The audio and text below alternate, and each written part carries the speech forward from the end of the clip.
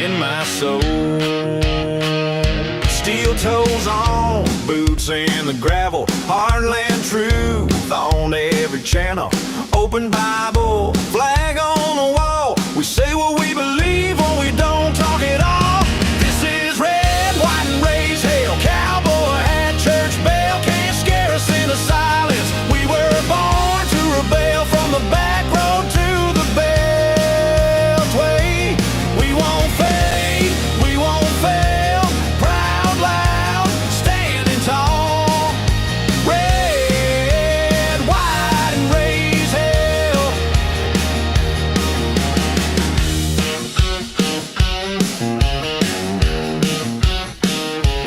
We back the badge, we guard the border. We love our guns and law and order. They try to shame every word we say, but we don't bow down, we just press play. This is red, white, and raise hell. Cowboy hat, church bell can't scare us into silence. We were born to rebel from the back road to the bell. Hey, we won't fade, we won't fail. Proud, loud, standing tall. Red, white, and raise hell.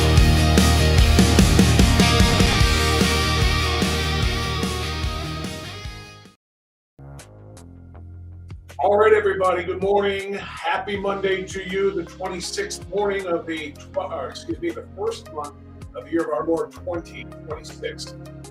And we've got a lot of work to do today. We have a lot of important misinformation to clarify and to fix.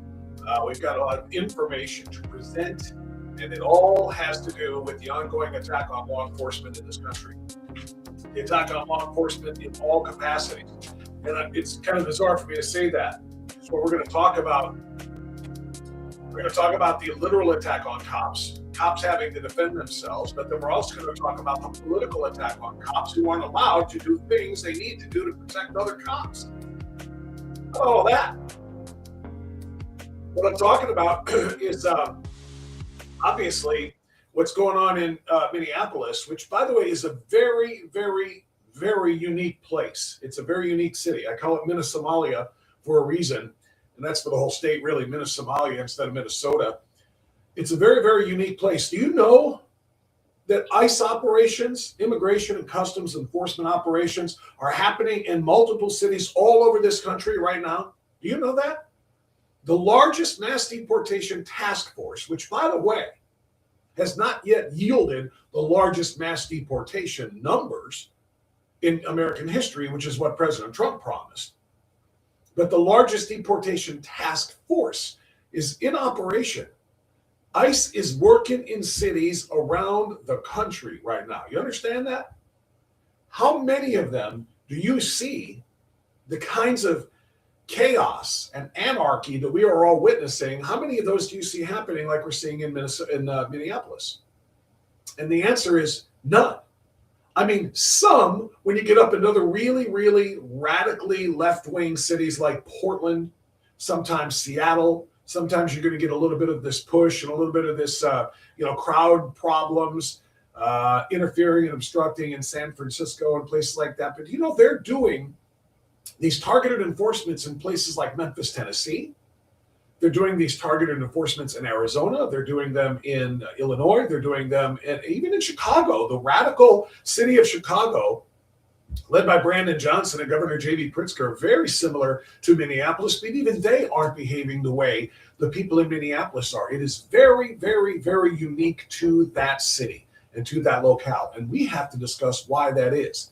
One of the answers is Minnesota is a sanctuary state. Minneapolis, a sanctuary city, and police officers there have been ordered not to be police officers, meaning they have been basically ordered to not assist law enforcement. Local police oftentimes coordinate with county sheriffs. Local police and county sheriffs oftentimes coordinate with state patrol. And local, county, and state often coordinate with federal law enforcement. The law enforcement officers in Minneapolis and St. Paul, the Twin Cities, are not allowed to help. They have been viewed standing by while horrible things happen. while protesters go from protesting to impeding, from impeding to obstructing, from obstructing to attacking. And they don't know anything about it because they've basically been ordered by Tim Walz and Jacob Fry to stand down. That's a reality that nobody wants to talk about.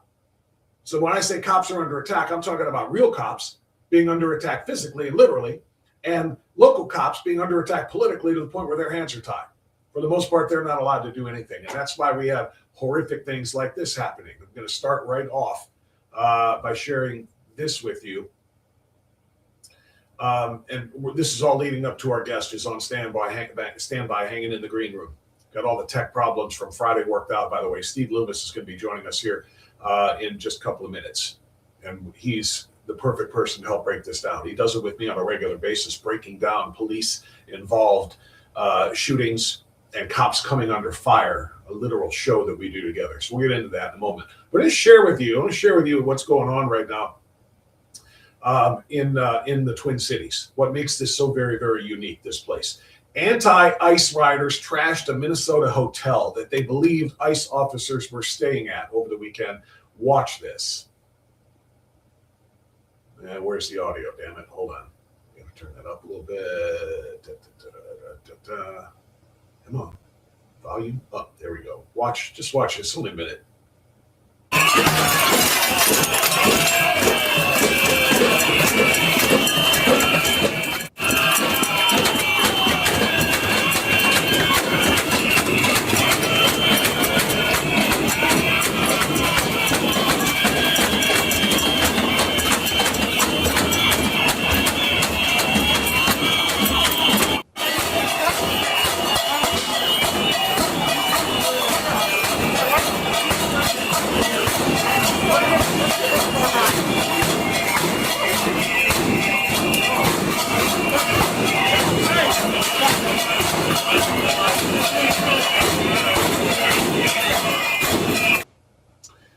How many times have we been told over the course of the last, several weeks that the protests in Minneapolis are peaceful? It's kind of like when CNN, when they were burning the city down, and CNN stood there in front of a giant fire, a building on fire, or a car on fire, and it said, the protests here are mostly peaceful. Remember that one 5 years ago? They're saying that these are, peaceful protests, and people like the individual who was shot, whose last name is Pretty. It looks like Pretty, but it's actually Pretty, and I don't give a rat's ass, quite frankly, how you pronounce it. I just wanted to do that for clarity's sake. But this individual who was shot for interfering, Alex Pretty, for interfering with a law enforcement officer, all we have been hearing is that he was a nurse. He was peaceful. He couldn't be bad. He couldn't have been doing anything bad. He was a nurse. They're describing a 37-year-old nurse, for crying out loud. He's a caregiver. I don't really want to hear any more about that, truthfully, because you know who else was a nurse? This beast. This beast was a nurse. As a labor and delivery nurse, it gives me great joy to wish Caroline Levitt a 4th degree tear. I hope that you fucking rip from bow to stern and never shit normally again, you cunt. That's a nurse. Nurses are all good and caregivers, right? You know who else is a nurse? This is a nurse. Remember her? She is a murdered baby girl, and I truly do hope that baby is so healthy. I hope she's healthy and headstrong. So headstrong, in fact, that as she is emerging into this world through Caroline's geriatric tech garage, that she tears her from bow to fucking stern. Grade 4 tear. Like so big that when she gets out of the shower naked and walks across the room, like she accidentally picks up dog toys. Yeah. That's my wish. I am sick and tired, and I am over the hey, if they're a nurse, they have to be peaceful and loving and kind people. No, they don't. And I'm going to tell you something else here as we get started. The idea that this Alex Preddy was a nurse, therefore he was a good person, which is what mom and dad are trying to say. Never mind the fact that he interfered with police officers, or actually federal law enforcement officers doing their jobs, and then violently resisted them. He could have at any time whatsoever, when he went over there and obstructed those officers from doing their jobs, he could have put his hands out. He could have put his hands up. He could have put his hands on his head. He could have allowed himself to be zip tied or taken out of the way. They probably would have just put him on the ground and then stood him up and talked to him and said, get the F out of here. They probably wouldn't even arrested him.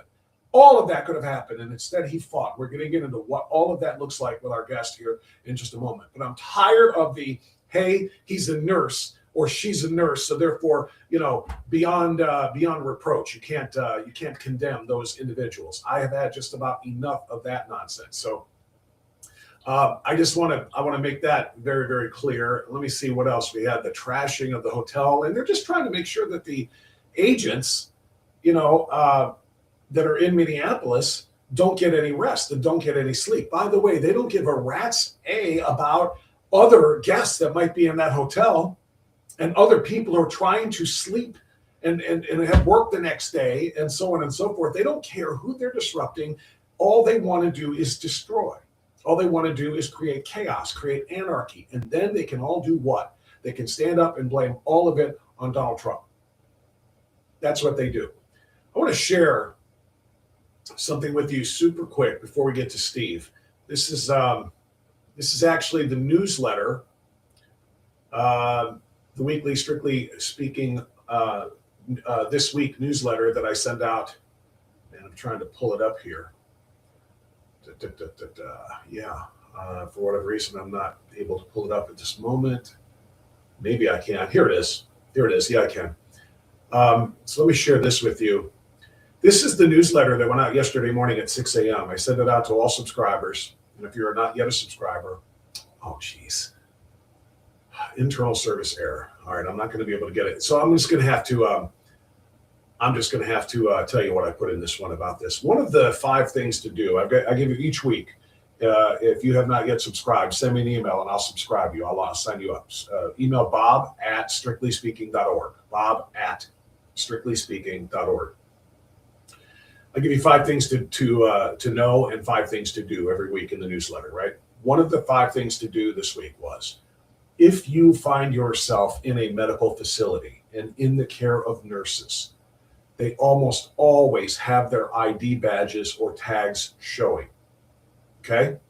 If you're on a table, if you are in a chair, if you are in the care of some of these nurses, particularly if you're going in for surgery, because I've got worse things than what I just showed you of those 2 horrific, vile, subhuman vermin who wished Caroline Levitt a grade 4 tear when she delivers her child. I've got another one who literally threatened, who's a surgical nurse, who said it is not going to provide anesthesia for MAGA.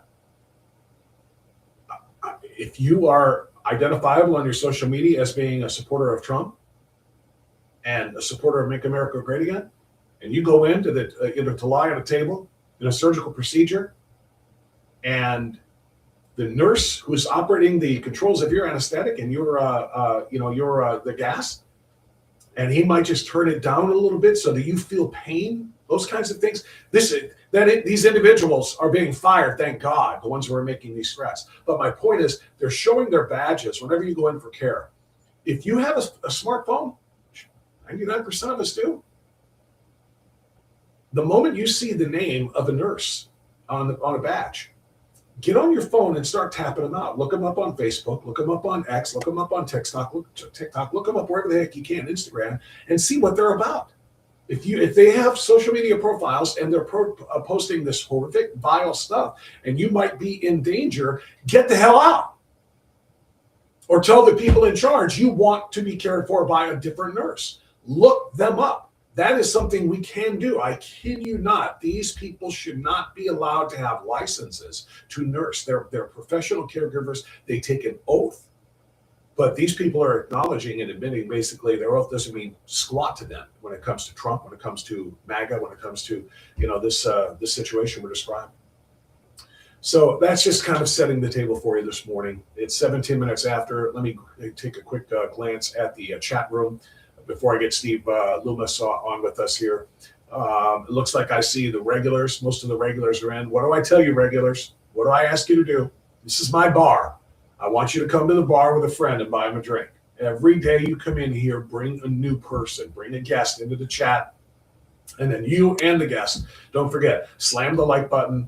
Tell Rumble that you are enjoying the show, and make sure that you hit the follow button and hit the subscribe button and hit the join button. All of those are important. That join button is really important because that's locals. Join our locals community, and you're going to have exclusive content, which, by the way, will start tonight. I'll explain that later. But looks like some of the regulars: Lisa B. Morgan, Roz, Jake, CAD, KQ111. I don't recall that one. I'm sorry. If you are a regular, then welcome back. Trainer Doug, maybe is a new one. Trainer Doug, welcome. That might be a new visitor. That's what I'm talking about. Everybody bring a new visitor each and every day. SRL, Fed Up Granny, rather. RH Ron is in. Jacqueline is in. Zelda is in. Sally is in. Let's see. I've got CMG in. I've got Buckeye Therese in. Jimbo is in. B Butts is in. And I'll come back and check on you guys in just a short while here. But thanks, everybody, for being here. All right. If you do subscribe to Strictly Speaking this week, then you got an email early this morning, with acknowledgement of who our guest is going to be. And I also posted it on my social media yesterday. So without any further ado, what I wanted to do this morning, as I said, was I wanted to bring in somebody who's got experience breaking down frame by frame, scene by scene, these obstruction of police officer business videos that we continue to see. Somebody who can really make sense of what it's like to be in the mix. And so I went to a guy that I know that is a homicide detective who has been on the police force in Cleveland, Ohio for 32 years. 32 years of experience. And he knows what's happening in these videos firsthand, as well as, if not better than anybody that I know. So I invited Steve Loomis to join us, and Steve said, let's do this thing. And here he is right now joining us here on Strictly Speaking. Good morning, Bob. Steve-O. Good. Everything's good. We're snowed in here. Trying to get my wife to go out and shovel the driveway and get rid of the snow off the truck. She's going to kill me. And she would probably do that for you too. Oh, she absolutely was. Great woman. Serve her, yeah. All right, Steve.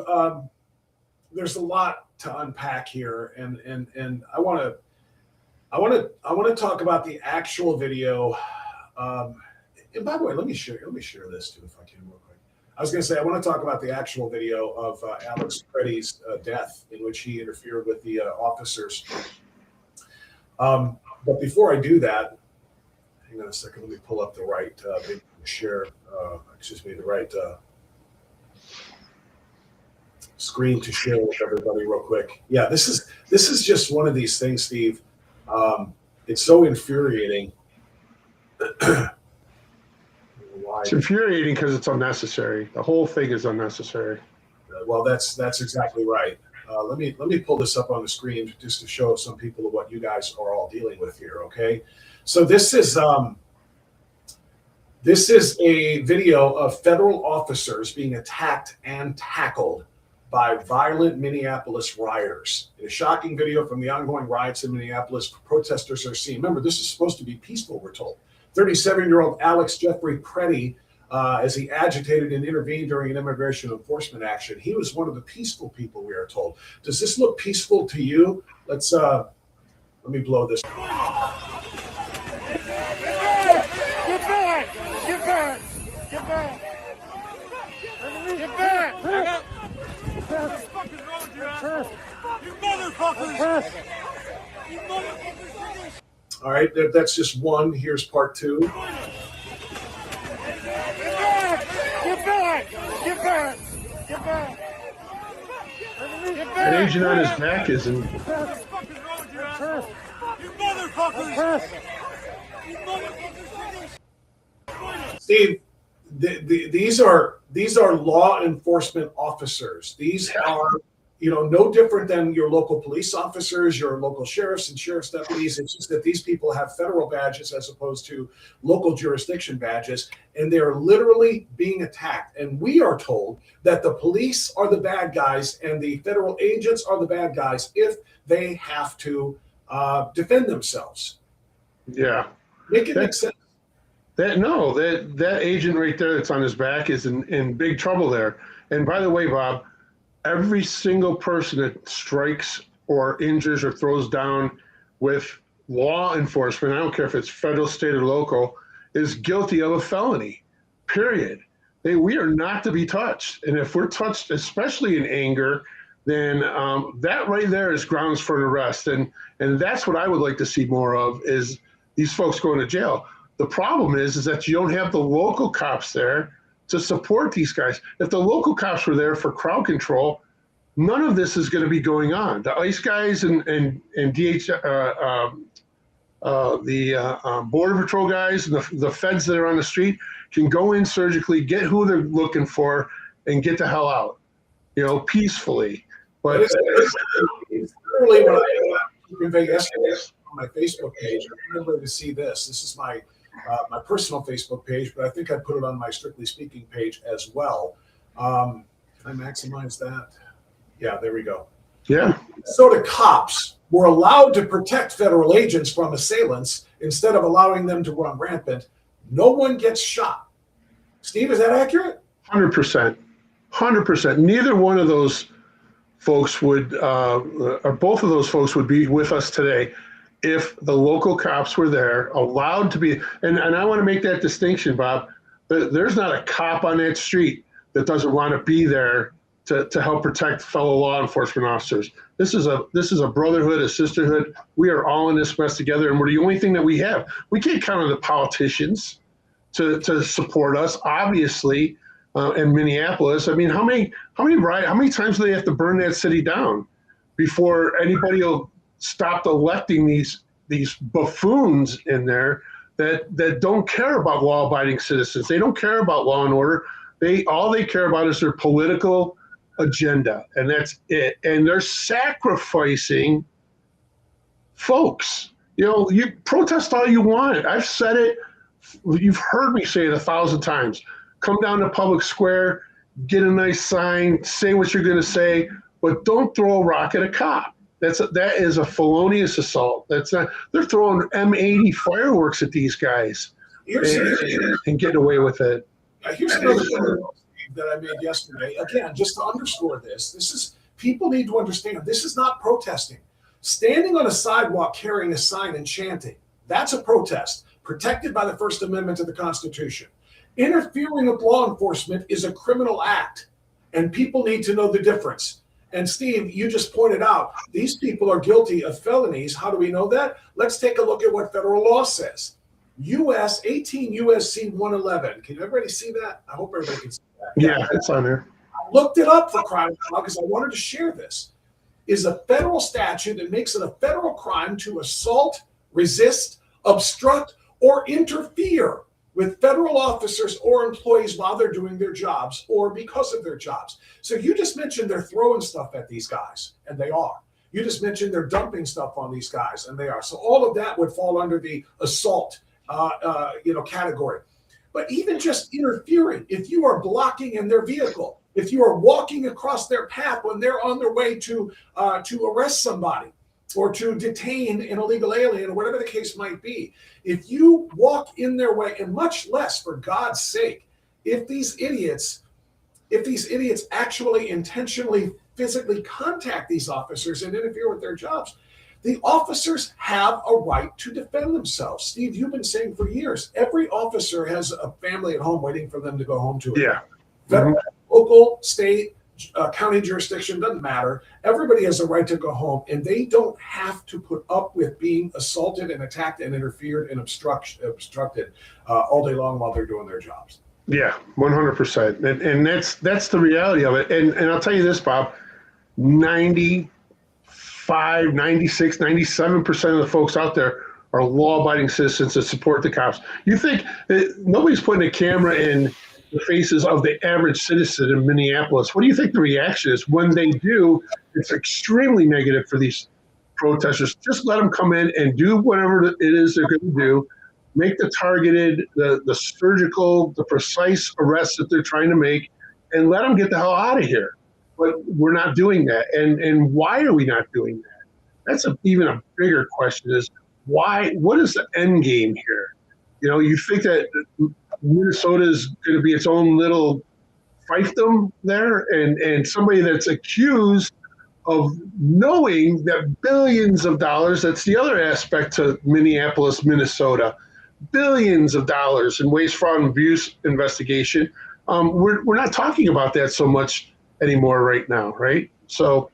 No, well, you know what? Again, I hate to keep doing the same thing again and going back to my Facebook page, but this stuff is accurate and this stuff is important, and people realize this. Have a look at this one, because it's a cartoon, it's a political cartoon, but it literally underscores exactly what you just said, Steve. Yeah, here it is. Look at this. Right? It's absolutely.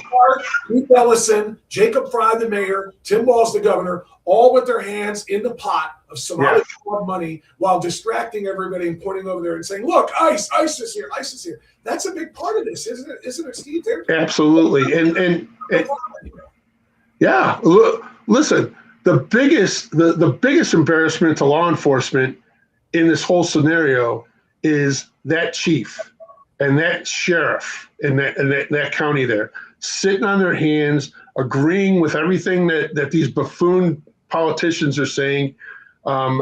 It's just appalling. There should be no partisanship in law enforcement, period. Anytime you interject politics into law enforcement, you get this. You get nonsense going on. You get a division between people. And who's that division? Who is that division benefiting? It's outside money. It's outside forces and influences that are trying to separate and divide us, not only as a country, but it's certainly in Minnesota. So, that police chief should resign today.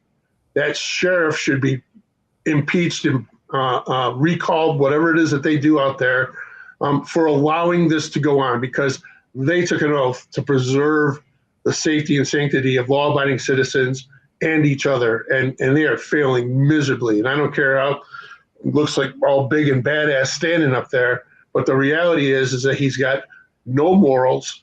He's got he doesn't have the strength of character to do what he was supposed to be doing all along, and that's telling that mayor, hey, look, if these guys call for help, we're going. That's it. And that's not the guys and gals on the street. Those guys got to feed their kids. They don't want to get fired and get messed up into disciplinary actions and everything else. So they do essentially what they're told. Now, I'll tell you this. They all know the hotline numbers to call, just like we do, all around this area. So just like our wives do, just like our families do. If you see something, say something. That's a big liberal thing, right? Well, that's the reality. If you see something, say something about who it is and what's going on out here, because these politicians should not be allowed to put us, meaning law enforcement, law-abiding citizens, legal immigrants, for crying out loud. They got a lot to say about what's going on too. So they should not be allowed to use us as pawns and absolutely put us in harm's way. And that's exactly what they did. Now, 2 individuals are deceased because of it. Countless numbers of cops are hurt. Jump in. Yep. Interview years in, sure, 20 probably. So if I don't cut you off. All right. Feedback from your side over there, Steve. If you could turn your speakers down or something, that might help a little bit. I got it down as okay. Yeah, I mean it's just my feedback. Then it's okay. All right, Stevie. Let me jump in here and share something else with everybody because I want people to get a visual perspective here, and I want you to break this down for us. And I've got 2 different videos that I want to show you. Okay. So the first one is this. Oops, hang on. That is not the right one. This is the right one. Okay. So this is the first one that I want to share. And Steve, this is the video that most everybody has seen, all right, of Alex Pretty's death. Now, as you can see, this is kind of starting out with him already kind of on the ground as they're trying to take him down and bring him under control as he inserted himself into that law enforcement operation. Again, without any reason whatsoever, carrying a firearm, not that that's illegal if he had a permit to carry it, and 2 full magazines, which again, if you're going to peacefully protest, why do you have guns in your pocket and ammo in your holster instead of just signs that say, you know, anti-ICE or whatever? But he brought violent weapons to what was supposed to be a peaceful protest, and then he got violent with officers and resisted arrest. So I'm going to watch this, Steve. Then I want you to tell me what you see. Then we're going to watch a different video that is going to be even more eye-opening, I think, for everybody. But here's the.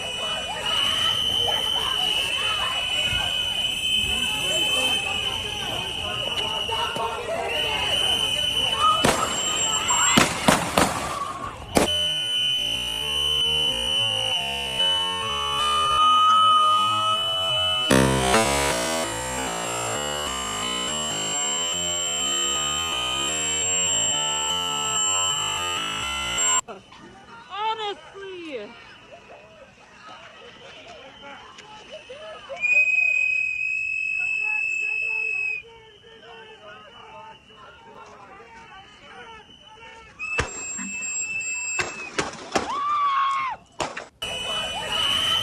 Okay.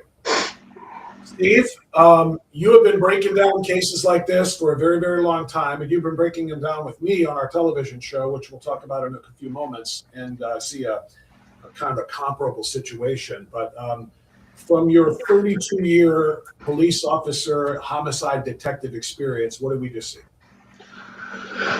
We saw, well, I'll tell you, I'll start with what we didn't see. What we didn't see was police officers pulling their guns out because the guy had a cell phone. So let's put that to bed right now. We don't care about cell phones. We don't care about videotaping, anybody videotaping us. We don't care about any of that stuff. So that's what we didn't see.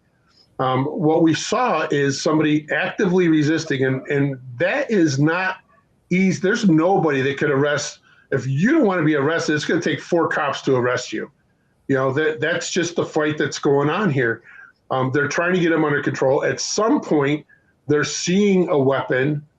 At some point, the cops are all leaving because of that weapon, and somebody returns fire or fires because of the weapon, because of his gun being there at this thing and him so actively and aggressively fighting against them. They have very little choice in the matter but to react with deadly force. And you know, that's my opinion. I've been doing this a long time. I investigate police-involved shootings.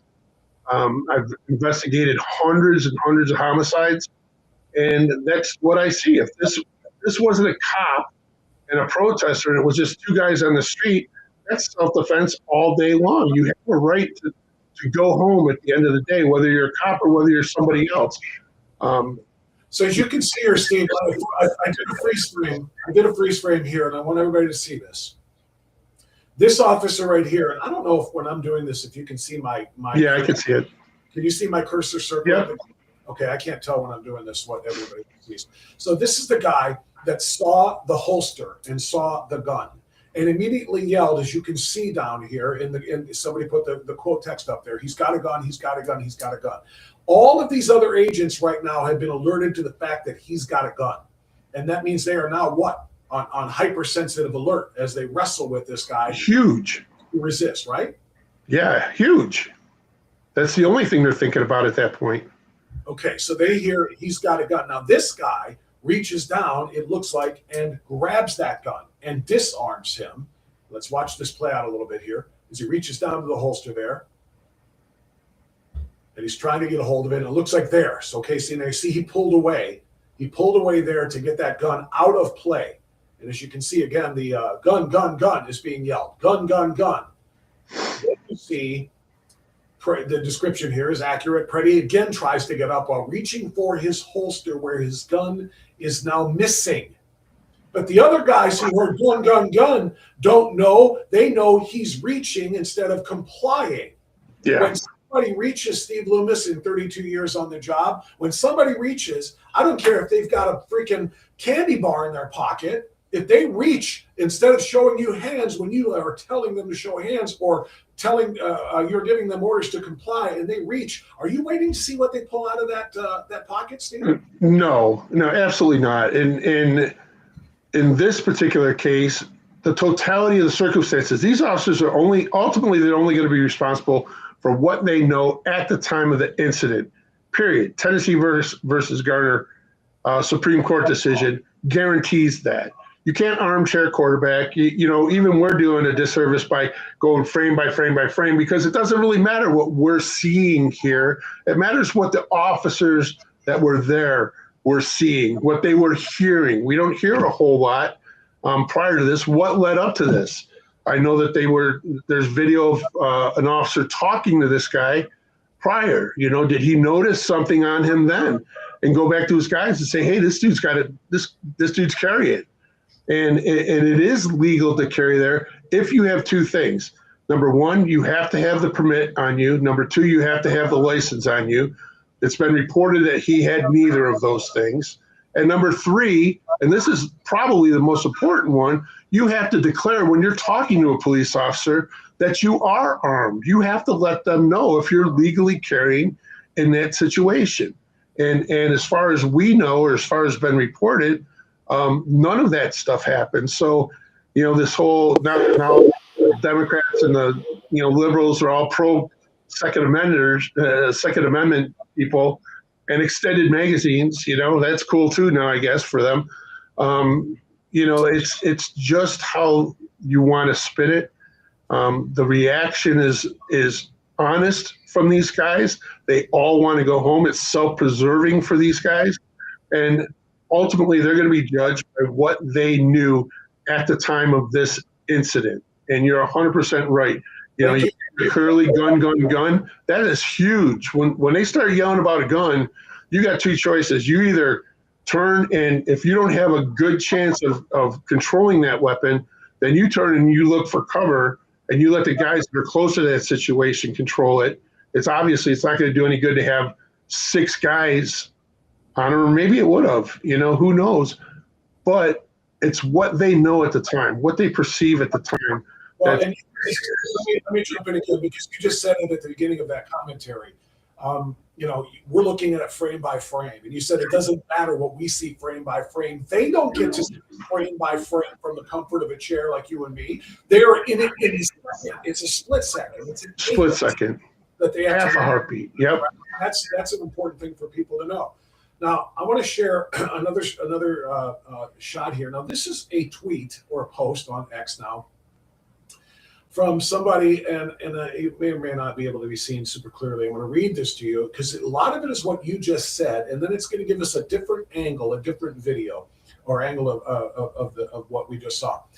Alex Preddy reaching for his holster and pulling out something, possibly a magazine, just before he was shot. If you have a CCL, you are universally taught to never physically engage with LEO while you are carrying.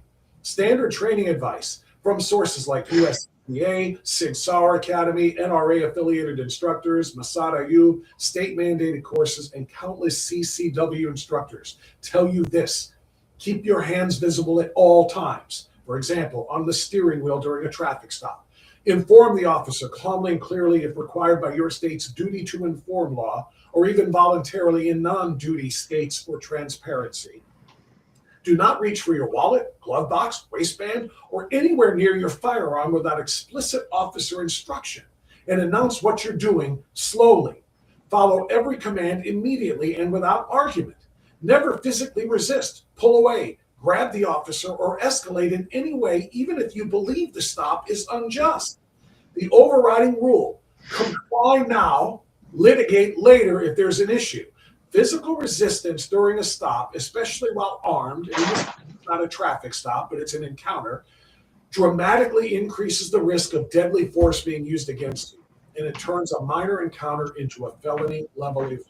Steve, I don't know the person who wrote this, but I do know the law, and I do know what gun regulations say, and I do those particular sources that she cited say. And is all of that true, or is any of that untrue? No, that's all 100% true. The Chiefs of Police Association, I mean, every union, the FOP, every law enforcement entity out there, and those that support and love the Second Amendment, they tell you the same thing. That's part of the CCW course in Ohio. All of those things. Not that we need it in Ohio anymore, but we should, by the way. But every single thing that was written on that is 100% true, and that it's whether you're armed or not. You know, who do you think is going to win in a fight with a cop on the street? You know, you're not going to win that.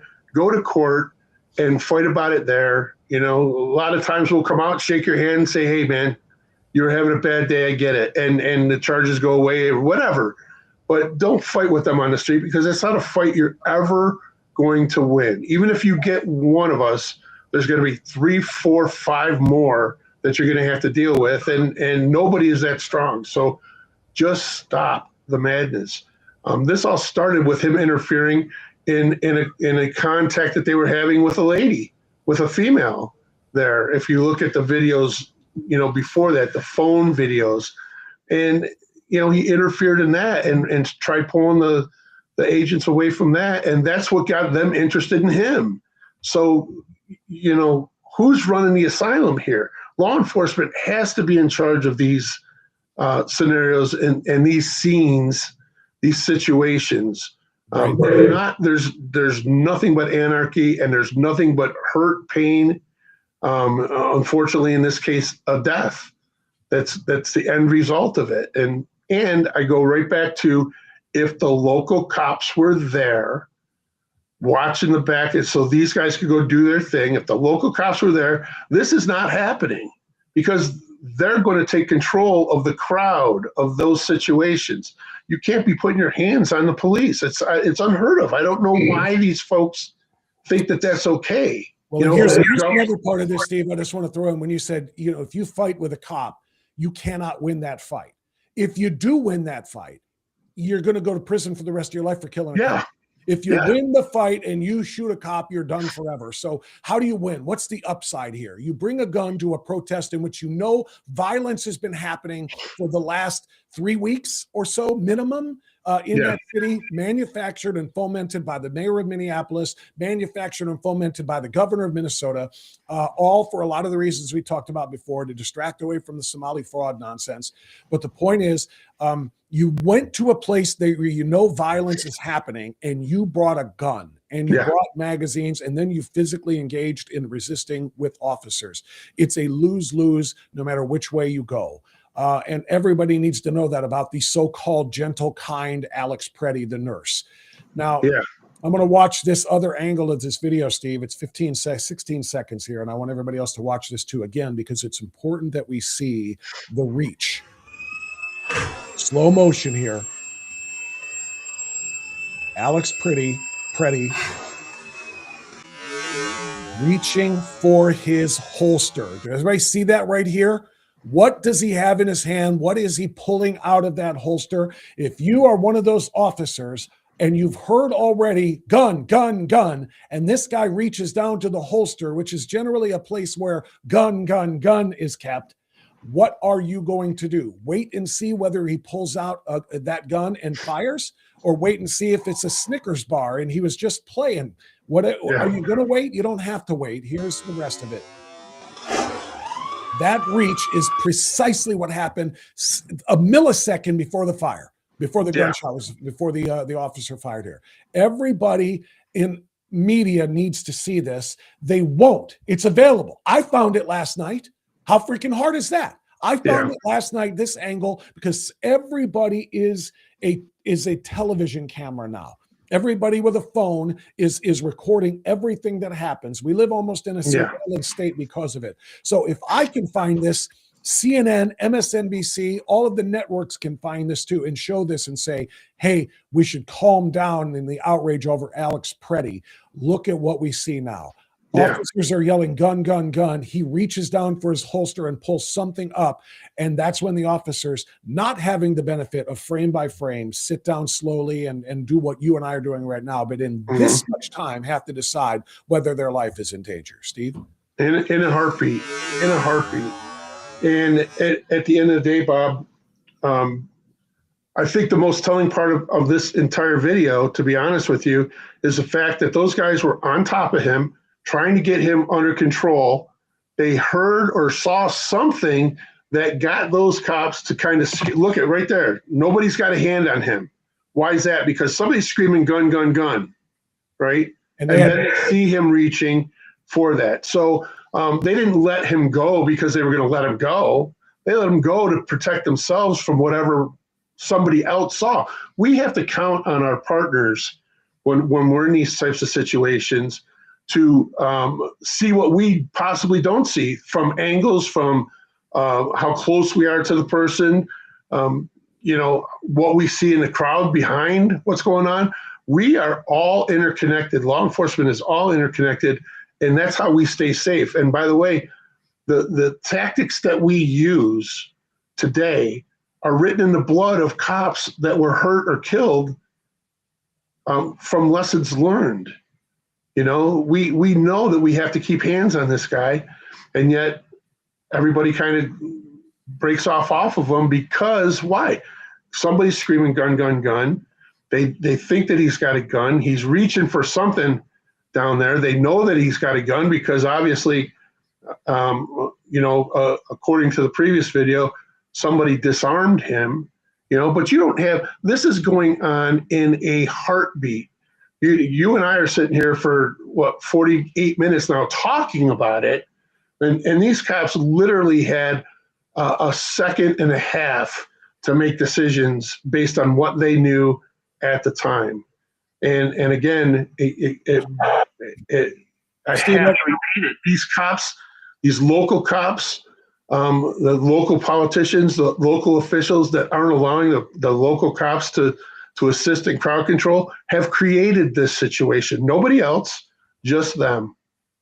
Steve, I want to talk about the wrestling match on the ground now, because this is something you and I have talked about on Cops Under Fire, which again, I'll talk about more in a moment.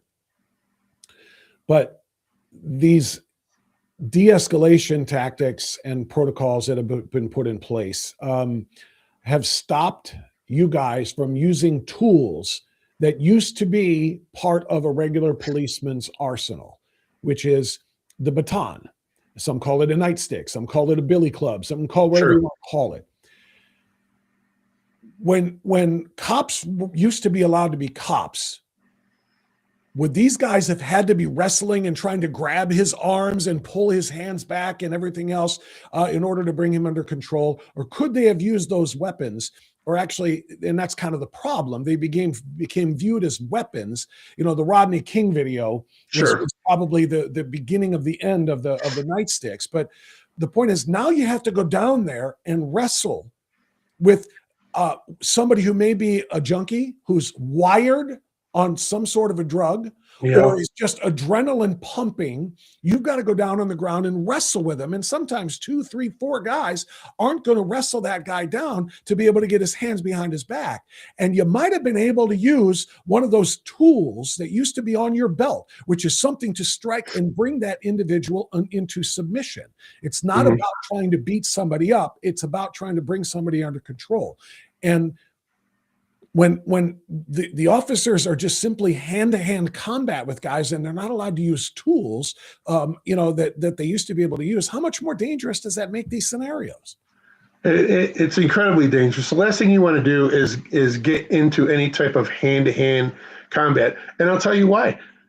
Even if the guy that you're dealing with doesn't have a gun, you do. So there's always a gun in those scenarios. And if, God forbid, somebody gets the upper hand on you, like we saw earlier, the agent on his back, that is the last place that police officers want to be, is laying on their back with somebody on top of them, fighting with them.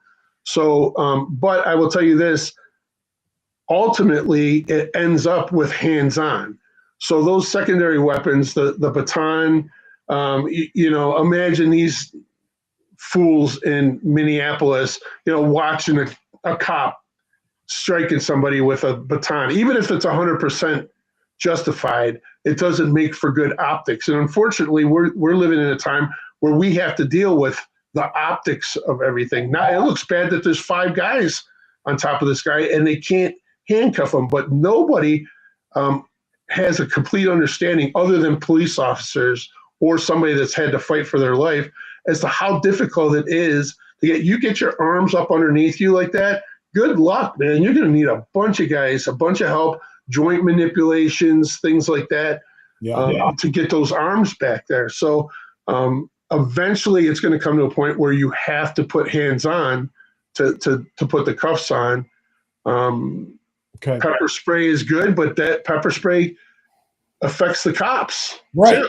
You got a whole bunch of people around. It's going to go into their eyes and their mouth as well. Yeah, That's dangerous too, which is why targeted strikes, again, to bring somebody under control used to be the way to go. And now you're not allowed to do that anymore, which leads us to situations like this that end up in death. Now, Steve, I've been talking about this, so I want to share this now. You and I have been doing a television show for True Blue, the True Blue streaming network. And I want to share this screen now, so bear with me as I pull all of this up here. And where is he? There he is. There's our guy. All right. The situation we're describing right now, Steve, on the ground, talking about being on the ground and battling with these people. Well, first of all, let me do a plug. This is YouTube. This is the YouTube True Blue streaming network. If you're seeing my cursor, you can see me circling that. Follow that and subscribe to that channel. Okay, it's really important. That's the online version of what Steve and I do with Cops Under Fire. The show is called Cops Under Fire, and what it is real. In fact, I'll play the freaking intro to it. Why the hell not? I had it queued up to you in this battle on the ground that you're describing, which almost mirrors what we just saw in Minneapolis. But I'll play the whole damn intro so people can see. This is Cops Under Fire. Again, we are about 4 seasons in now, or we're filming season 4 now. And this is kind of like the Cops TV show, but it's a little more dangerous because it's the worst stuff already. It's all on film. These are the bullets whizzing by cops' faces. These are the bullets being fired by cops in return. It is literal life and death situations. And the True Blue network, by the way, is co-produced and owned by Chris Hansen. And Chris Hansen, of course, is the hero who has been working for years and years and years, taking down child molesting predators who try to set up these meets with kids to have sex with them. And Chris Hansen is the last face they want to see. But so this is on that network. Please subscribe to True Blue on YouTube, and then you can watch it on several different fast channels, including Roku and Fire Stick and many, many other smart television situations. So I'm going to play the intro, and then we're going to play and get to the part that we want to talk about here, Steve, because again, it's not identical, but it's almost identical to the Minneapolis situation in the first story in this particular episode. So everybody go ahead and watch and hopefully enjoy this.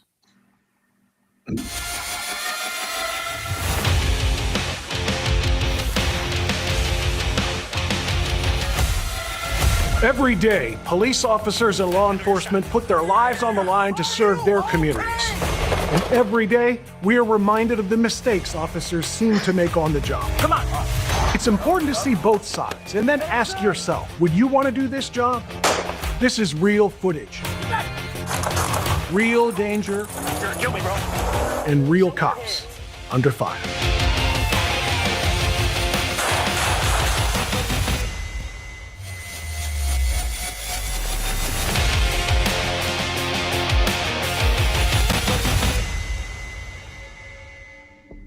Welcome to season 3 of Cops Under Fire. I'm your host. Before anybody says a word, let me ask people, why am I wearing a vest while we're shooting a show?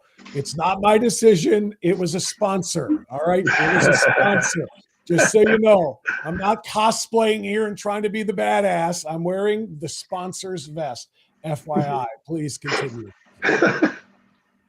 Shut up, Steve. Uh-huh. Frantz. Once again, joined by our friend, veteran police officer and homicide detective Steve Loomis. His decades of service and experience are invaluable in helping us break down these situations. Thank you for joining us, Steve. Thanks for having me, Bob. We start in Los Angeles, California. The Los Angeles Sheriff's Department received a call from a woman who had fallen victim to an armed robbery. What's your emergency? Hi, there was a guy, he just pulled a gun on me. I'm at Meadowview Point, or Meadowview Lane at the apartments. What's the address? I don't have the exact address, but it's on 15th.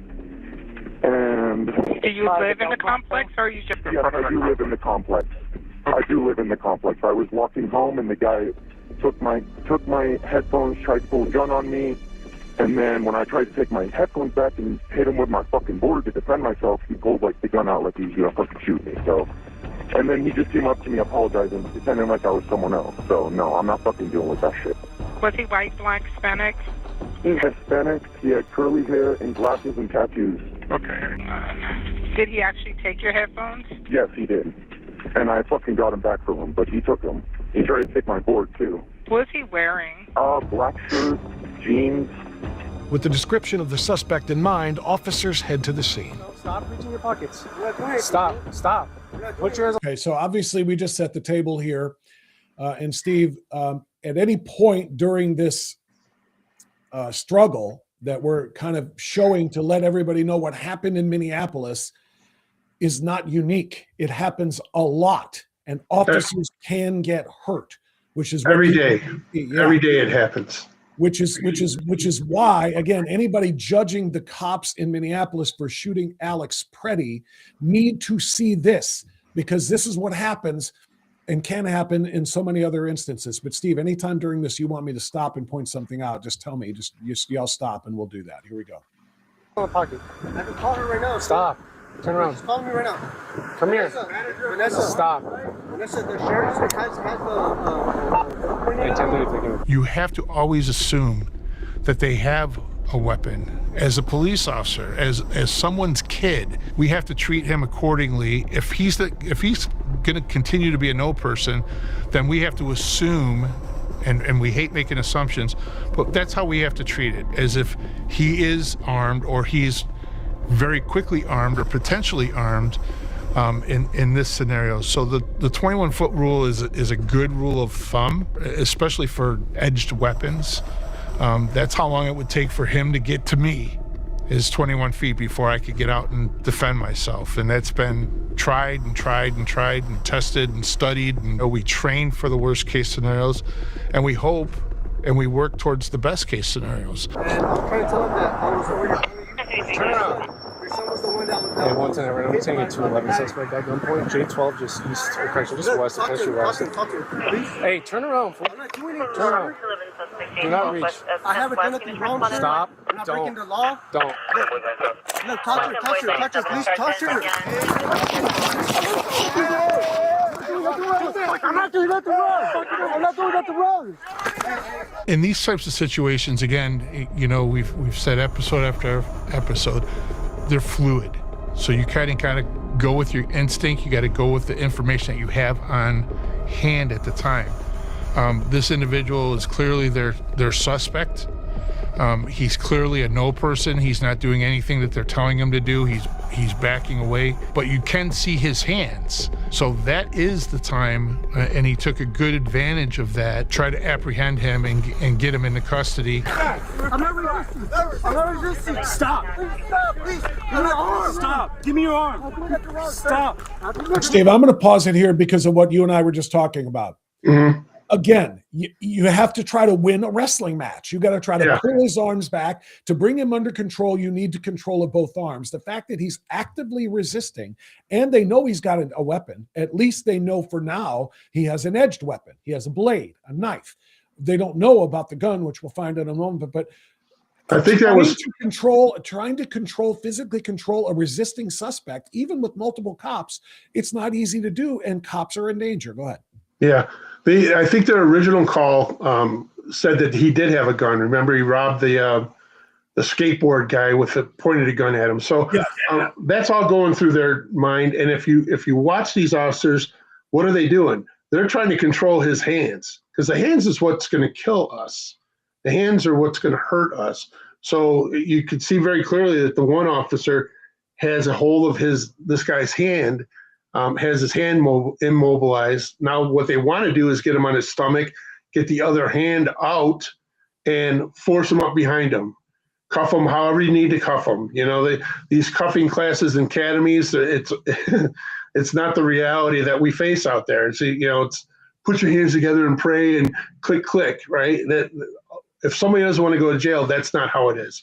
So they're trying to control this guy, this subject, who they believe at this point is armed with something, if not a gun, a knife, and it goes bad from here. Yep. Here, we'll continue it now. Watch. I'm not doing nothing wrong. I'm not doing nothing wrong. Get on the ground. Please, I'm not doing nothing wrong. Stop.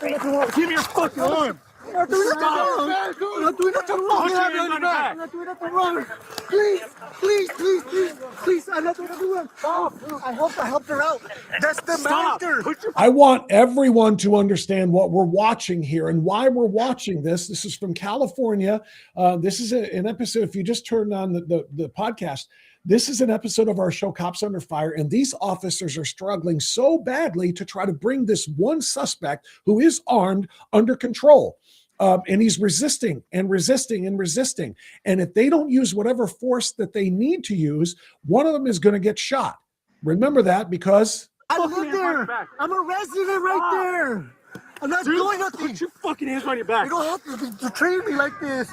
I'm not done nothing wrong, sir. Please stop. Please. Stop. Please. Please. Stop moving his arm. Please. Please. Please. Please. Please. Please. He's on the arm. I'm not doing nothing wrong. Please. It is a case-by-case, fluid situation. I'm going to freeze him on that. There it is. I'm not doing anything wrong. I'm not doing anything wrong. What he's doing underneath that pile is pulling out his gun, and he's about to shoot a cop, Steve Loomis. Tell me again, a-holes saying that they executed Alex Preddy in Minneapolis. What the hell this looks like? Yeah. Well, this is the lesson learned, Bob. You know, this officer ends up getting shot. But listen to what this guy is saying. I haven't done anything wrong. I haven't done anything wrong. Please, please, please. We can only imagine that that's the stuff that the guys in Minneapolis, Minnesota, and some of these other places are hearing. I haven't done anything wrong. What are you doing? Why are you messing with me? It gets them to, they think that they're going to get the cops to put their guard down and allow them even easier access to that gun. They had a problem with this guy getting his right hand out from underneath him, right? That's two big police officers struggling with it. That goes back to what I said earlier. If folks don't want to be handcuffed or arrested, then that fight is on, and that fight is real. And that is the more guys that you have involved in that, the safer it is. But to your point with the secondary weapons, you know, back in the day, that guy would have been getting haymakers to the back of the head to comply. We called them back, you know, when I was a young man, those were attention getters, and they worked. You know, you're not trying to kill the guy beating his head into the bring him under control. If he's resisting, you have to enforce the situation. Yeah, he needs to understand that there's going to be a consequence for whatever it is he's not doing. These cops have every right to be dealing with him, and listen to the rhetoric. I haven't done anything wrong. I live here. I haven't done anything wrong. I don't know if he thought that this was, you know, immigration guys or what, but at the end of the day, if he just laid there and complied, I promise you this, and I have 8.5 grandkids, and I promise you on my grandkids that if you are confronted by the police and you do everything that those cops tell you to do, you will never, ever get hurt, ever. The last thing in the world we want to do is get into fisticuffs with anybody or hurt anybody. That's not in our nature. But damn it, if we won't, if it's a choice between you and I going home, then, you know, I'm going to give it my all and get home to my kids and my grandkids and my wife. You know, And that applies to this case, Steve, and it also Absolutely. applies to the other case in Minneapolis from last week, which I'm going to break down with you in a moment. Let's finish this one up, and then we'll get to the Renee Good one. I want to get your analysis of that too. But there's the gun pulled out by the guy who's on the ground being wrestled and wrestling with cops, actively resisting, just like the one in Minnesota with Alex Pretty. And look at what happens. It is a case-by-case fluid situation, and these guys are reacting at the muscle memory. Now, if you see the gun like that and it's a still frame and it's in his hand right there, of course you want to control where that thing is pointing now, you know. You already lost control of it. He's got it, but you want to control where that thing is pointing. This ramps it up, and that is absolutely time to tap this dude out. Release with one of the hands to get the gun and tap him out, then so be it. You want to know for yourself? Stop! Stop reaching! Stop fighting! Hey, 417, 417. Stop reaching, stop reaching, stop reaching. What happened in Minneapolis? We just showed it. Reaching in the middle of the same type of skirmish. Hey, put your fucking hands, you're getting shot. 417. Taser. Help me. Put your...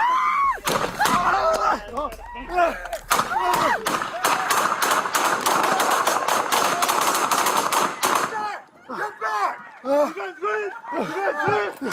Fuck! Hey! Hey! Turn again! You okay? Where are you hit? I got on my leg. Where? 998! 998! I have a 990. Is a suspect or deputy? The suspect, 31-year-old Eric Barrios, was pronounced deceased after life-saving efforts failed. Barrios shot one of the deputies with a 9mm unserialized ghost gun. The deputy was transported to the hospital in critical condition with a wound to the lower torso. He is now in stable condition and is on the road to recovery. All right, Steve, not much more to say about that, except that guess what happened in Minneapolis? No officers were in critical condition. No officers are in stable condition. No officers had to go to the hospital with gunshot wounds because they did what they had to do with Alex Pretty. And if this case doesn't prove what we're talking about, I don't know what the hell it will take. Yeah, and this is a microcosm, Bob. This happens every single day. Every day and a half, there's a police officer that's shot in this country. And half of those guys and gals, unfortunately, succumb to their injuries. We've learned valuable lessons. I'm sure LAPD or the LA County Sheriffs learn lessons with this. I would hesitate to guess, good guess, that this video is played in police academies, because there's a lot to be learned from this. And, even the politicians need to see this thing and say, hey, what the hell are we doing? Why are we handcuffing these guys? Let's let them get back to the attention getter. The ass baton, a little bit more physical than what we like to be right now in this day and age, because that in the end saves lives. It would have saved this guy's life. It would have saved the cops from potentially being killed and families going through all that. And, who knows if these guys even psychologically. So, from a psych standpoint, Steve, I'm so glad to hear you say that too. People don't understand. That cop that ended up having to shoot Alex Pretty and killing him, that's going to stay with him. You've talked about this, the psychological trauma for the rest of his life. He didn't want to have to shoot that guy. No. It's not like, let's go find me a protester to shoot. No, he's trying everything he can to keep the peace and actively bring somebody who's resisting under control. Then that reach, gun, and you've got to do what you've got to do. But his life is forever changed. His family, he's probably going to be in therapy. His family is going to be targeted because he's being painted, that officer, and they are all those agents. I keep calling them cops. They're federal law enforcement agents. Yeah. But they're all, going to suffer and pay a price because of this now. And people need to understand that they're not trigger happy. They're not out there trying to execute a murder. They're trying to survive and go home at night, which is again, what one officer didn't go home that night. He went straight to the hospital in critical condition, and God willing, he's back home now. But that's a point that I really want to underscore. So when the first glimpse we got of the gun in that scenario on the TV show, the first glimpse we got of it was looking straight down the barrel. Well, your body cameras are right here in the middle of your chest. You know, so if he let one rip then, God bless, he didn't. If he let one rip then, we might have had a very different scenario. You're talking about up here, you're talking about neck, you're talking about head and face that's not protected. So they're by the grace of God, you know, but this is something that we deal with on a daily basis. And now with these police departments being as understaffed as they are, now you're dealing with 2 cops dealing with that situation instead of maybe the 4, 5, or 6 that should have been there or could have been there. So it's political decisions have consequences. And at the end of the day, law enforcement are going to do everything in their power to go home. That's it. So if you want to come to a protest, a peaceful protest, and fight with us while you're armed, then you're going to suffer the consequences of that, period. Because I'm going home. My partners are going home. My friends are going home at the end of that day, or we're going to die trying, you know, and that's the unfortunate reality that we face every single day, 32 years. My kid's on the job, you know, he faces it now. He's a young guy on the job. It's just a different world out there, and no support from the politicians is detrimental to the law-abiding citizens as well as the police officers. So. Well, and they went through this obviously 2 weeks ago as well with the Renee Good case. So I want to share this too, Steve. I brought you on to really kind of do the comparison, almost a side by side of Minneapolis and that case in LA that we just covered on Cops Under Fire. The Renee Good story is obviously very well known, and the same type of narrative is being offered and forced, in fact, by the left-wing media and the left-wing politicians, which, you know, is that this officer was not in danger, that this officer did not have to shoot her, that this officer executed her because that's what he wanted to do, and all of these things. So I'm going to show another video here. And again, Steve, not that you have had maybe you have, I don't know, in 32 years, maybe you have had a vehicle driving directly at you, but I want to talk about absolutely have what these guys face here. So this video, as you can see in the description here, this is Renee Good hitting the officer with her SUV in slow motion, then reversed, and then frozen at the point of impact. Because this is what the, like I said, left-wing politicians and media say did not happen, that he did not get hit by the car, that he got barely brushed by the door, et cetera, et cetera. But here it is. And Steve, we can break it down.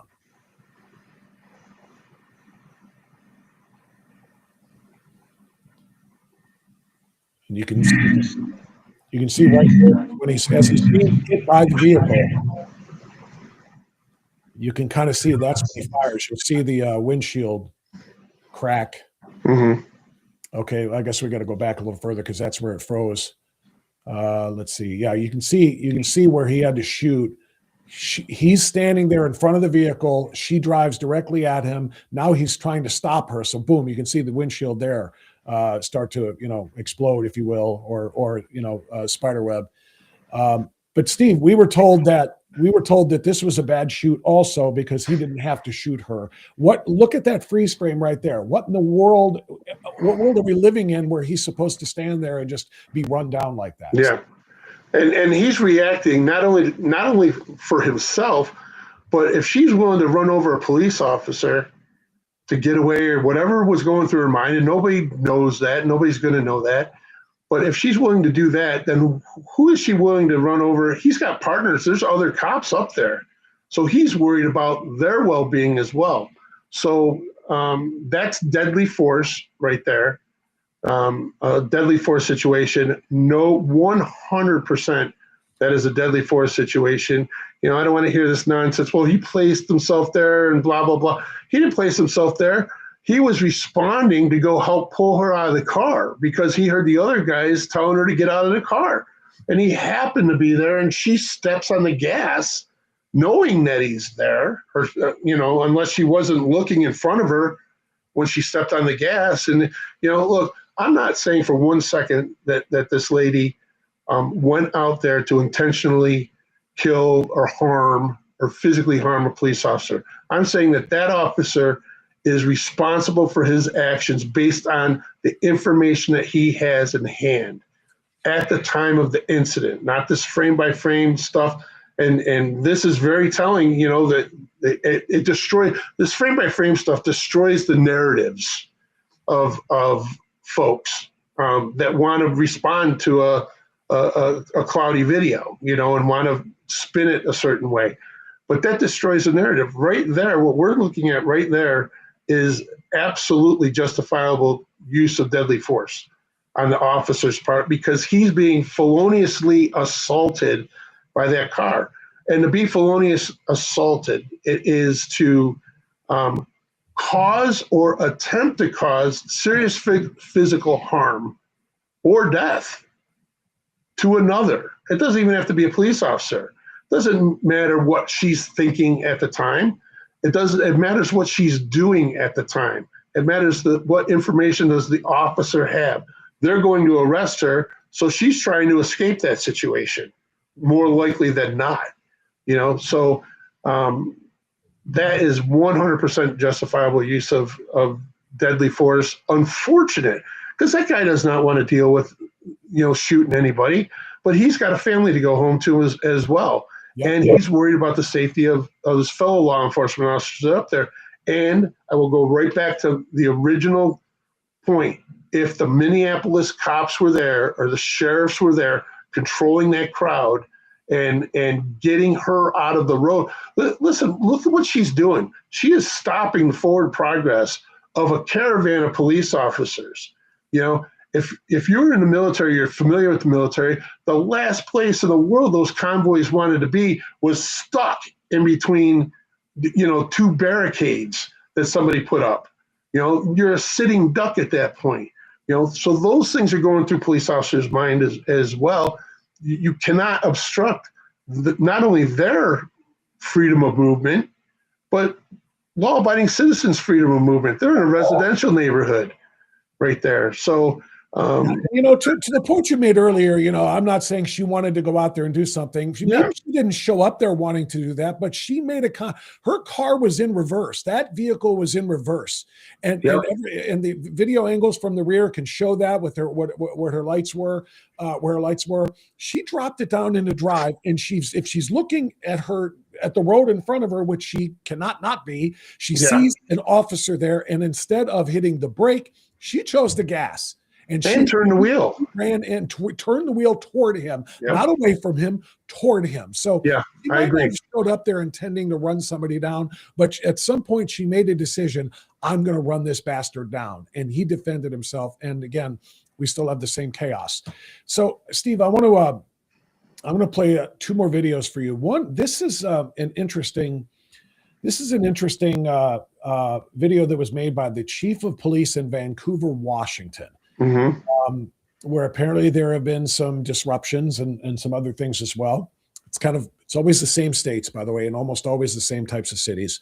It's not exactly Seattle, but it's close enough, neighborhood close enough. But anyway, I want you to listen to this PSA video, or whatever you want to call it, that this chief cut. And then I want to get your opinion about what he was saying and what you think this means. And I want everybody in the chat right now watching this live to give us your opinion on what this means as well. So let's see if we can play this. Hello, I'm Vancouver Police Chief Troy Price with a very important message regarding a dangerous trend involving members of the public interfering with our specialty units, most specifically our SWAT team and our crime reduction unit. Members of the public have been following, yelling at, demanding identification, and engaging with our officers as they travel and at locations where they are working to arrest high-risk and often armed suspects. These units are responsible for apprehending some of the most violent offenders in our community, and the work they do is already extremely dangerous. Drawing attention to them increases the danger for everyone. We have seen in other jurisdictions and locally where federal agents have worn uniforms and have equipment similar to our SWAT team or crime reduction unit. Here is an example of what the Southwest Washington Regional SWAT team members wear and what our crime reduction unit detectives wear.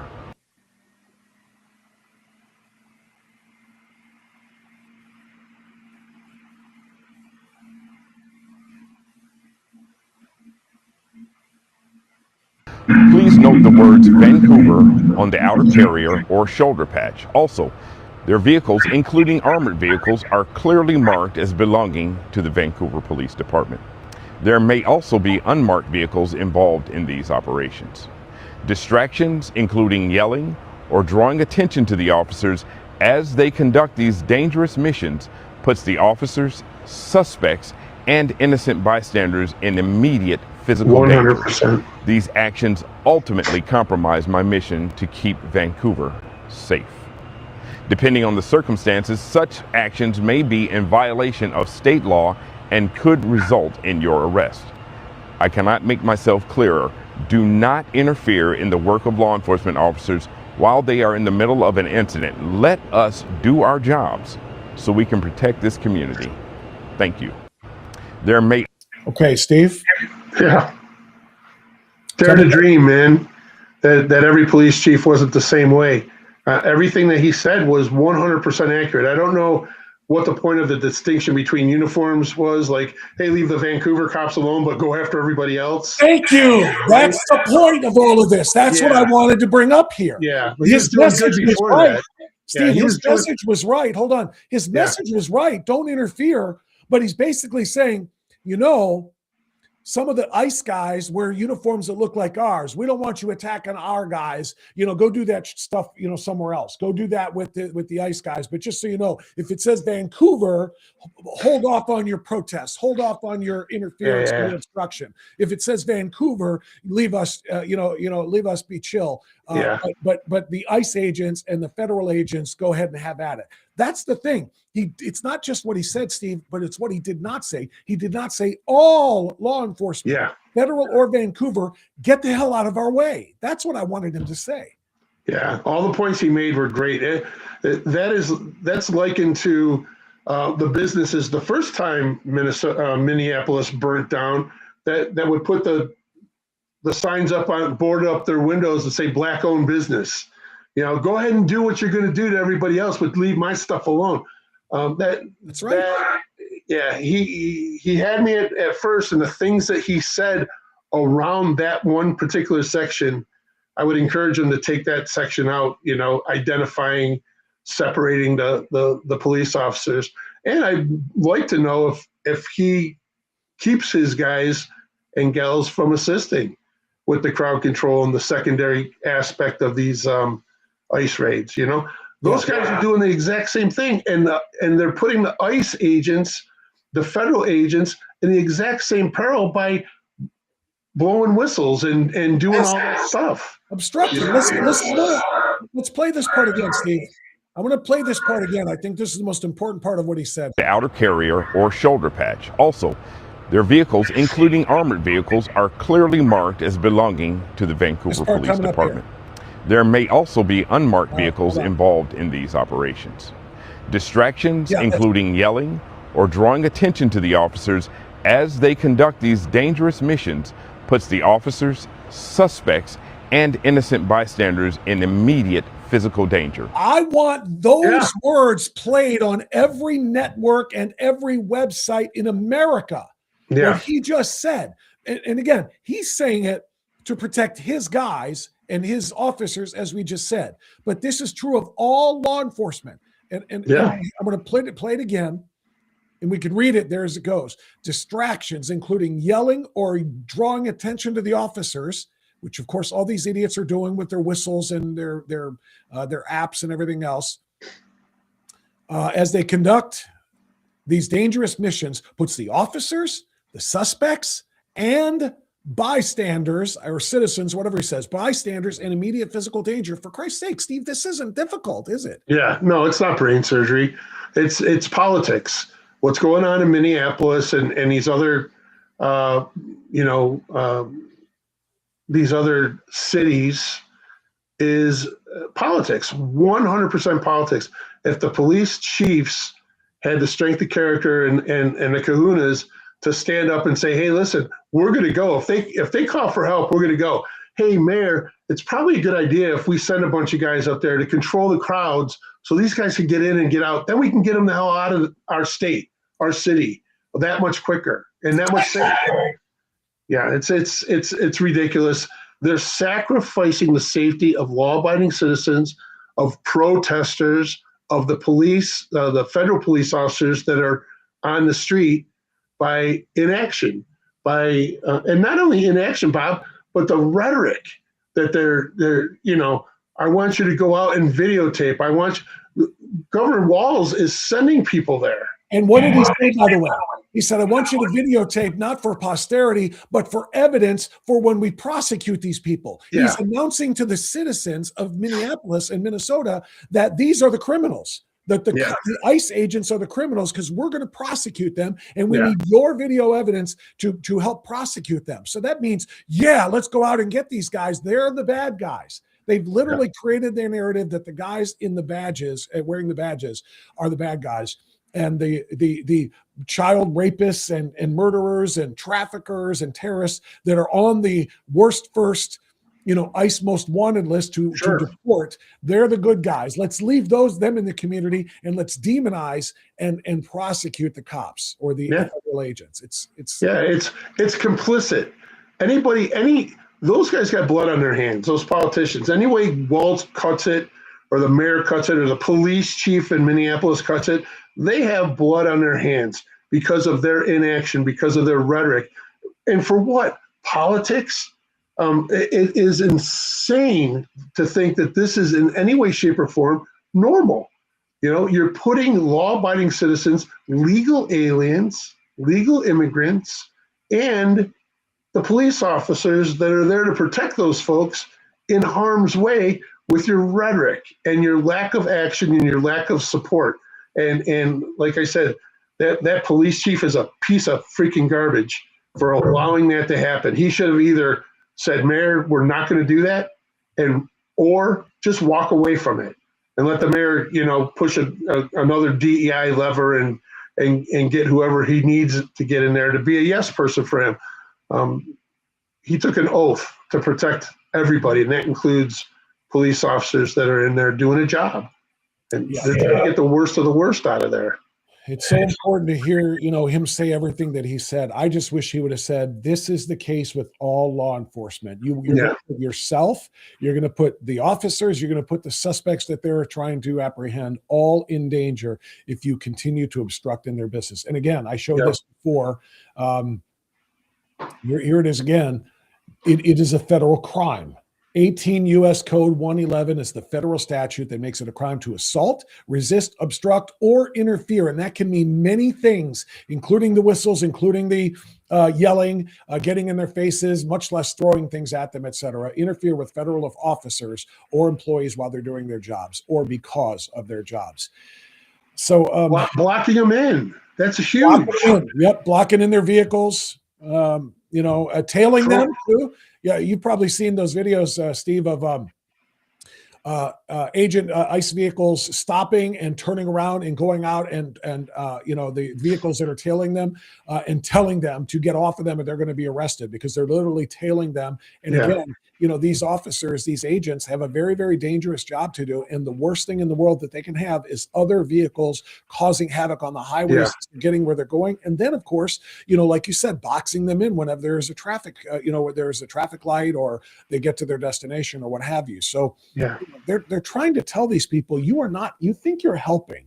And I don't know what they're thinking. I don't know what are you freaking lunatics thinking? How are you helping anyone or anything by obstructing law enforcement? The only thing they're doing, Steve, and I'm going to politicize this because it's political. Absolutely. The only thing they're doing is they're trying to hurt Trump. That is literally the only explanation as to why they would be obstructing all of these law enforcement agents is because Trump is the one who sent them out there. Yeah, and that's going to blow up in their face too, because law-abiding citizens aren't digging any of this. The only people that are happy about it is CNN and people living in their grandmother's basement right now that come out every once in a while to go throw rocks. How do you throw a rock? We had some people that were throwing rocks off overpasses here in my jurisdiction, and the rock went through the windshield and hit the lady and killed her. right? That is a deadly weapon. When a car's going 40 miles an hour, 50 miles an hour, and you're chucking a rock at it or a brick at it, that is absolutely a felonious assault.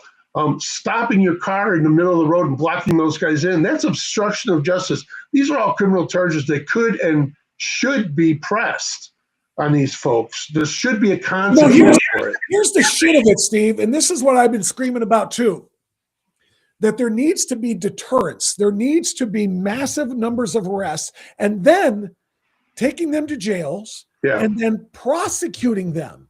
And the problem is, in these jurisdictions like Minneapolis, St. Paul, these big blue left-wing districts, you don't get a mayor like Fry because you're a reasonable population. You don't get a governor like Walz because you're a reasonable population. And you don't get prosecutors who are willing to lock people like this up because you're a reasonable population. The prosecutors won't charge these people. So it's almost like, if you're a cop, what's the point? What's the point of zip ties and paddy wagons for all of these individuals if they're just going to turn them loose 5 minutes later? The only thing I can think of, and I've said this, is to make them so miserably uncomfortable while they are being detained, that even if there isn't prosecution, it'll deter them from coming back tomorrow. And that means when they get in their way and they walk across the path of an ICE agent on his way to do his job, and to try to create a distraction and so forth, immediate boom, tackle, zip tie, lay him in the snow, and let him wait there. It's single digits in Minneapolis. Let him wait there until the paddy wagons come. Then make him go sit in a jail cell for a few hours before they probably will release them, and make it miserable. And that way, maybe tomorrow, I don't really feel like going down and laying in the snow again. You know what I mean? There's got to be some kind of deterrence, because I don't think prosecutions are ever going to happen. Not in districts and jurisdictions. Not unless they're federal. And that, what worked really well here when they were having all the protests and the, F the police and everything else. A sheriff prisoner bus, backing down the on-ramp towards the vicinity of where this group of, brainiacs thought it was a good idea to stop rush hour traffic on a highway. That dispersed the crowd better than any tear gas or anything else, because why? They knew that they were about to be a visitor in that bus. Now we're telling you what we're going to do. It's a good idea. The bus, and you're going to go in. Well, I'm from Colorado. Two guys I talked to were from Colorado, right? They got a plane ticket and a hotel room here. I don't necessarily want to be involved in all that, but they call us down here. Well, people are being paid to do this. This is not homegrown protest. This is, what was it? 2 months ago was, free Palestine. It's the same people. Yes. It's the same people. Exactly. Where's all the black folks in this? Where's all the Hispanic folks in this? What do you see? Blue-haired, tattooed faces. You see awfuls, angry white female liberals. That's it, angry man. white female lunatics. Yeah, that's it. That's my ex-wife. That's what you see there. It's my awful ex-wife. Okay, so Steve, I really appreciate you staying on. You've been here for about. Thanks for having me. Yeah, I think since like 7:15 this morning. So this is a lot. I'm going to ask you to give me one more analysis, if I can, before you go, because I know you're going to enjoy this one. Well, not enjoy. Nobody. What? You trying to put that vest on? Smartass. No, I'll enjoy that. This is something that probably enjoy is the wrong word here, because anytime it involves death, it's not a good thing. But boy, the heroism of this cop is something that I know you spoke on before, and I want to get you to talk about. For those who don't know and who might be watching later on and not from Northeast Ohio, you probably don't know this story. In Elyria, there was a robbery last week of a Brinks truck, the money trucks. And it was a brazen robbery, broad daylight robbery. The perpetrator went into the truck, held the driver hostage, took, bags or sacks or whatever of money, he could, jumped in his car and then sped away. And the vehicle was located a little bit later on in Lorain, Ohio. And when it started a massive chase of, I want to say, at least a dozen cars from different jurisdictions. Ended up through Elyria and Lorain. He finally hopped on the highway and headed east on I-480 and got off at Lorain. At Great Northern Boulevard in North Olmsted. And that's where we picked this up. He got off and sped to, it looks like a residential area, and there's an apartment complex here. Mm-hmm. And this Ring doorbell cam caught what happened after that. So I'm going to let this video play here, and then I'm going to ask you to break down what you saw from this officer, because this is extraordinary. So here's the video from the vantage point of the Ring doorbell cam as this wild suspect it tries to evade police and evade capture. Here we go. ما ندوش أمير ضلك عند الدوش شوي ماما ضلك عند الدوش بجيب الشوكولاتة أنا So this is just for context. This is a family. This is a mom and her two children. It sounds like they're speaking Arabic. Just from listening to it. Not that that matters, but they're just walking in. It looks like she's got groceries or something. Is she carrying maybe? Yeah, that's correct. Yeah, she's there's two other smaller kids in the house. Yeah. So there's 4 kids altogether. So, and that's why they're blurred out here, obviously. So she's just walking into the house with her kids when everything goes haywire here. Here we go.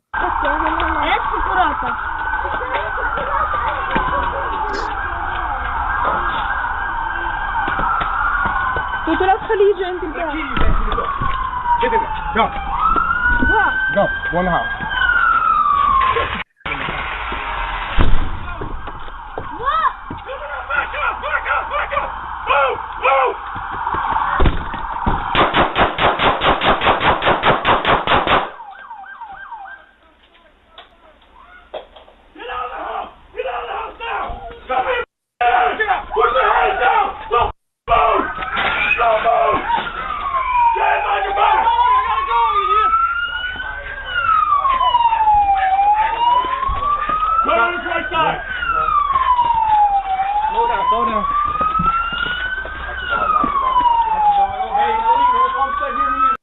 All right, Steve, let's just let's pretend this is an episode of Cops Under Fire.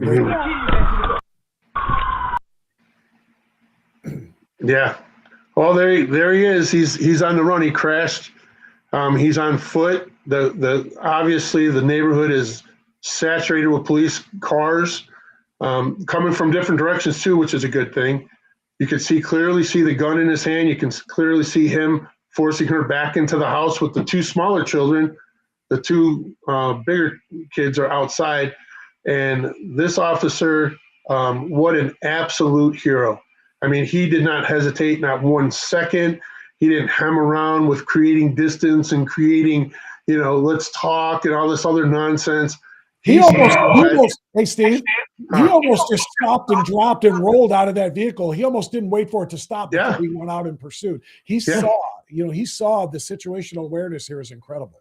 Yep. How observant too, because that guy was just going into the house as he's driving by in the car. Now he may have seen him run up the driveway, but just incredible police work and no hesitation. Look at that. So this officer, and I don't know him and I haven't talked to him, but I would hesitate a guess to say he is either a former military guy or he is a SWAT guy. He could just be a young guy that knows what he needs to do, but he did not hesitate in 1 second. And that's how we're trained now too, by the way, in mass shootings and store shootings and school shootings. It's no longer hunker down and let's wait till we get SWAT and everybody else there to deal with it. It is go and go now. And that's exactly what he did. He took very decisive action, and he quite possibly saved the woman and her 2 smaller children at a minimum with his actions. And just absolute hero, man. I'd love to meet the guy. I haven't seen any national coverage of this. How come we see national 24/7 coverage of what happened in Minneapolis and we see zero coverage nationally. That was Channel 3. That's a Northeast Ohio channel that I just played that video of. It was covered here on Fox and Fox 8 and all the local channels here in Northeast Ohio, but nationally, nobody's talking about that heroism. Nobody is talking about, this dangerous armed robber with a gun who just went in to take a woman and her kids hostage as he tried to escape because he crashed his vehicle during the chase. And a hero cop, like you said, may have saved as many as 5 lives. A mother, two children inside, 2 children who were outside the door when he yelled and screamed. By the way, what about that part too? Screaming at those kids, get back, get back, get back. I mean, literally taking control, saying, I want you out of what's about to happen here, because there's a very good chance that there's going to be gunfire right now. So he's trying to pursue a suspect while also trying to preserve life and protect those kids at the same time. 100%, 100%. And think about all the things that are going through that officer's mind at this particular moment.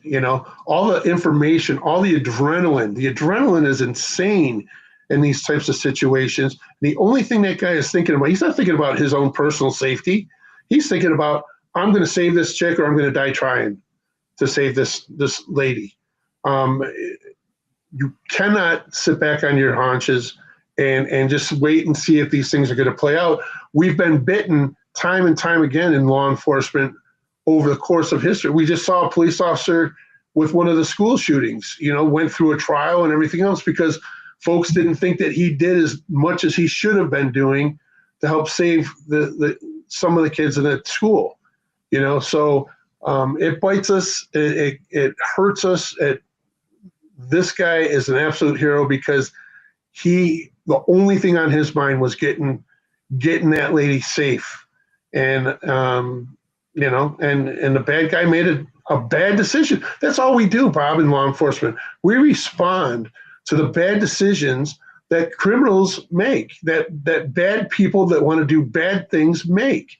That's not a good decision to take a gun and force a family into the house. His better decision would have been to just run through the backyard, but he's not going to do that because he's hoping to hunker down and hide out. I would guess that was the goal. But any way you cut it, he broke into the house. Any way you cut it, he held her at gunpoint into the house. Any way you cut it, this officer absolutely is a hero for the thing. And by the way, this kind of stuff happens every day too, and the media loves to play all the bad stuff or the controversial stuff. But to your point, you don't see this guy blasted on CNN or Fox or anything. Not that I haven't tried to get it there, by the way, after all this was public, but you don't see why. Why isn't Fox playing it if anything else? Right. This is what we do.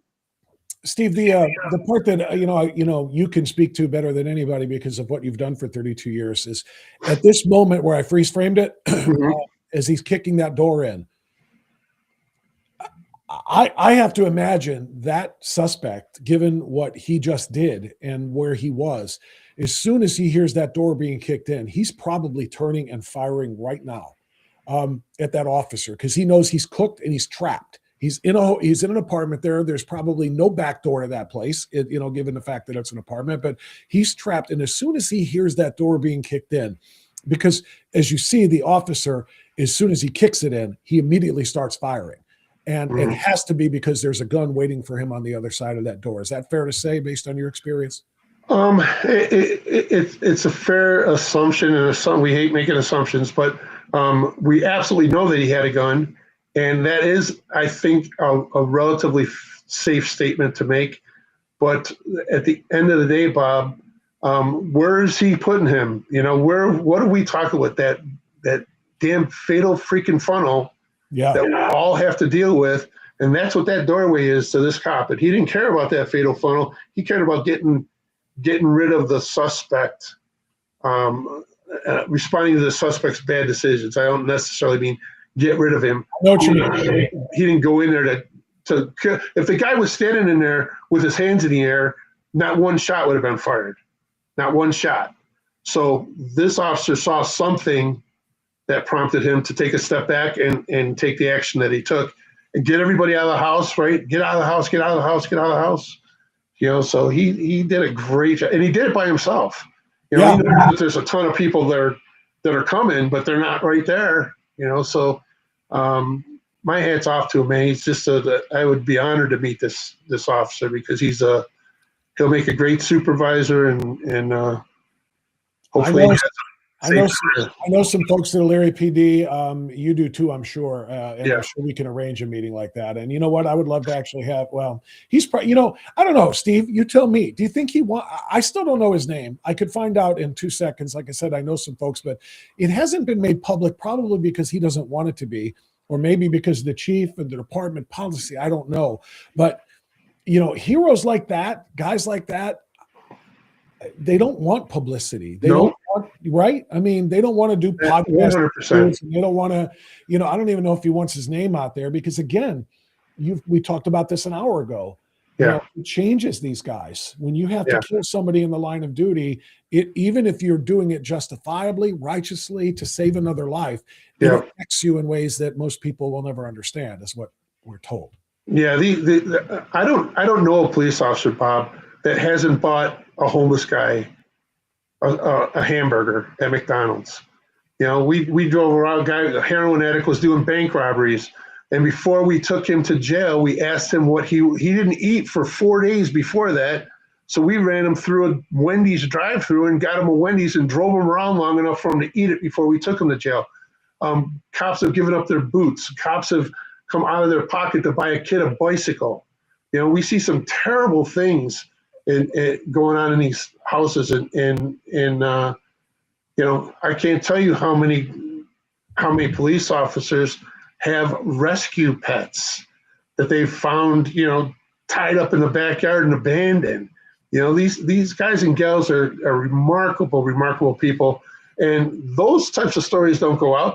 And I'll tell you this: the cops don't do it for the stories. When I was the union guy up here, I would put those stories front and center, and those guys would be pissed at me. Man, why'd you tell? The guy didn't have any shoes on. I gave him my boots. Went back to the district in the snow in stocking feet and got his other set of boots and went back to work. Gave a homeless guy his boots, for God's sake. I thought that was a great thing to get out there. When I put it out there and put it to the local media, boy, that officer was not really happy with me about that, because it brought they don't do it for that reason, so that makes it difficult. And then the final thing, Bob, is police officers are incredibly easy targets for the media, for the left-wing media, for the activist groups, for any of these agenda-driven, ambulance-chasing attorneys, because simply put, they cannot respond to the things that they're being accused of. They can't respond to it. They don't talk to them. So they make easy targets, because the easiest thing in the world for one of these ambulance chasing attorneys to do is accuse a police officer of some type of wrongdoing to pad his pockets, because he knows the cop can't get out in front of it. And that's when the union should step in and get out in front of it, but that's a different story. But we make really easy targets where ping pong balls get beat back and forth, and all we want to do is keep law-abiding citizens safe and keep each other safe as well. So right. None of that. I'll tell you this: there's not a cop on this job anywhere in the country that's got 2 years on that hasn't done more for their communities than any of the scumbag politicians that run those communities has done. Does that make sense?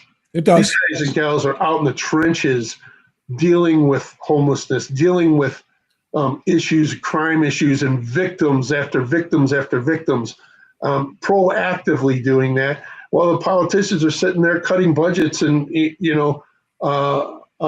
signing on to the defund the police movement, which, by the way, was born in Minneapolis during the George Floyd riots. What the hell else did they want to happen? They fired the cops, they arrested the cops, they indicted the cops, and still waltzed the mayor, the police chief, the county sheriff, let the city burn to the ground. Yep. Let a police station. And abandon a police chief or police precinct. Right. Yeah. Abandon it. Yep. Yeah. You know, so it's not about it's not about the righteousness of their cause. It's about the politics of it. Period. No You know, question.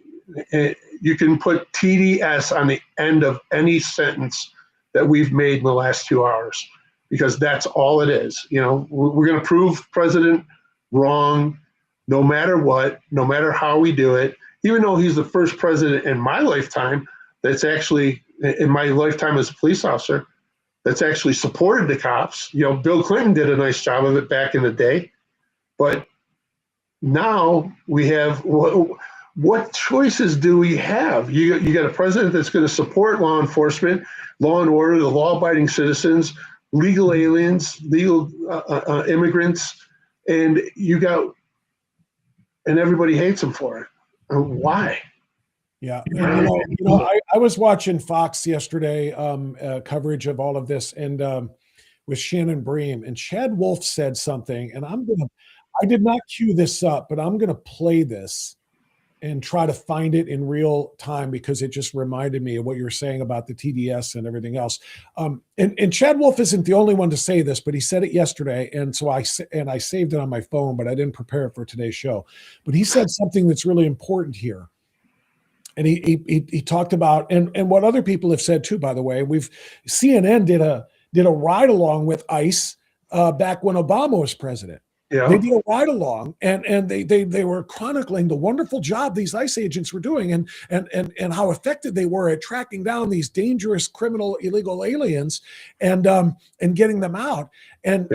And what's remarkable is watching how efficient and effective they are when there aren't hundreds of assholes throwing shit at them. And I'm sorry for the language, but this is right. I mean, when they're not getting in the and doing all of that other stuff, it's remarkable. And that's just from previous presidents. Yeah.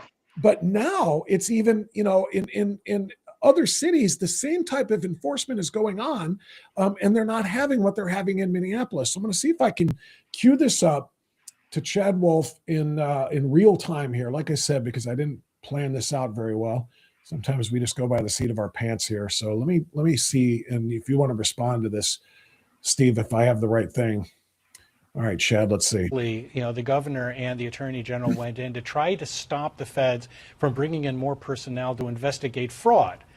These have absolutely no constitutional foundation. They may have some political benefit, but they have no legal recourse here in limiting the federal government. These are federal law enforcement officers. Despite what the governor said, where you told actual people to not treat them or refer to them as law enforcement, they are law enforcement officers. That's important too, Steve, because it's what we talked about before. But Walz is trying to make the people feel like that the officers are not law enforcement. They're the opposite. They're criminals. So they're the ones we have to go after. That's how dangerous. Well, they're also going down they're not trained. Where do they get these guys from? That's nonsense. They have better training. They have more training. They have better equipment than any of the local police departments, or at least most of them. Maybe some of the more affluent ones can hang. But the federal agents that we deal with, all the alphabet guys, they have way more resources, training, and resources they actually help us. If we didn't have them in my jurisdiction helping us out, we wouldn't be nearly as successful as we are right now. You can go to them for dumping phones. You can go to them to get intel. You can go to them for facial recognition and fingerprints and all kinds of resources they have, and the intelligence that they can gather. That's what makes the ICE guys, to your point, so effective, because they can surgically go in. They know exactly where they're going and who they're looking for, and we can go in and out and get the hell out of there. But instead, because of the chief and the county sheriff and the mayor and everybody else, they get stuck in a quagmire of having to deal with a bunch of, what'd you call them, the blue-haired ladies or whatever? The office. Angry white female liberals. Yeah, just stop. Yeah, so let me play Chad Wolf, who, just for those who don't know, he used to be Kristi Noem. He was the acting Secretary of Homeland Security. And here's we could just work together. And she talked about a lot of jurisdictions where they are working federal officers, ICE, Border Patrol with localities that do have Democratic leaders, and that this is not the situation that we're seeing in Minneapolis, that they actually have, deported tens of thousands of people through these targeted works. Now, I want to play something that Bob Jacobson, he's the public safety commissioner there in Minnesota, what he said about working together with the feds. Here's what he said last night. If there are violent offenders or violent criminals or violent crimes, we will investigate and we'll bring those to justice. If the federal government would like to work with us, to continue to work with us as they have in the past, to locate those violent offenders, we are always open to those discussions and always willing to assist. Okay, so is something getting lost in translation here? Because the feds are saying the locals are not helping us going after these. And he says if it's a truly violent criminal versus just rounding people up because they're in the country illegally, they're willing to help. Where has this broken down? Well, it'd be interesting to understand what they are defining as violent, right? So if you're a criminal illegal alien, that's who ICE is interested in. They lodge detainers. Many of those detainers are not honored by places like Minneapolis and others. And so that's what ICE needs, which is the ability to go into those jail settings, both there at the local level and throughout the state, and to remove any criminal illegal alien that is in a jail setting. They can do that without going into the neighborhood. I mean, it's very clear that both Minnesota or Minneapolis is not working with DHS and ICE in that way. Well, and how much of this lead up to this, because it's something that the Attorney General brought up yesterday, is when they've operated as sanctuary cities and sanctuary states in the past, it's going to be interesting. Absolutely. Look, ICE goes through a targeting system to try to identify where are the criminal illegal aliens. And if you did a heat map, the vast majority are in these sanctuary cities, not all. And I go back to your earlier point, like ICE does operations every day in places like... This is what I was waiting for. And I apologize. Like I said, I was doing this on the fly. This part is what matters, Stephen. This is what I want you to comment on. ICE does operations every day in places like Texas and Florida without any of this drama. And why is that? Because local law enforcement supports them, allows them to go into the jail. We'll go with them to provide that crowd control if they need it, if they have to go into a neighborhood to do an operation. None of that is at play in Minneapolis or a place like Portland or Chicago or anywhere else. And that's the issue. On top of that, you have the mayor and the governor saying they're not law enforcement, saying that they're propaganda machines. They are incentivizing their residents to go out and do these actions against ICE, and then that's where you have the issue. That's the point I wanted to make here and let Chad Wolf make. You know, ICE is not just in Minneapolis. They're in cities all over the country, but we're not seeing this chaos because other jurisdictions are not manufacturing the chaos that these people are. Yeah, 100%. And you know, the ICE agents and the federal agents love working with the local cops because the local cops got their pulse on the local community. We know where the bad guys, you know, we know where the gangs hideouts are and things like that in Cleveland. We know where the good guys are. So we can help them with that. We can help them get through neighborhoods that maybe they're not familiar with, but we can help them understand that, hey, this is probably a place that we have to be a little bit more careful in, other than going out to the, you know, a little bit safer residential neighborhood. You know, so it's a two-way street. We have access to, think about this, we have access to countless numbers of CIs, confidential informants. We have relationships with folks on the street, good folks on the street, neighborhood watch people, bad folks on the street, maybe some heroin addicts. But those folks know what's going on in the street. Now, can you bring them into court to testify to anything? Probably not, but they can point you in the right direction.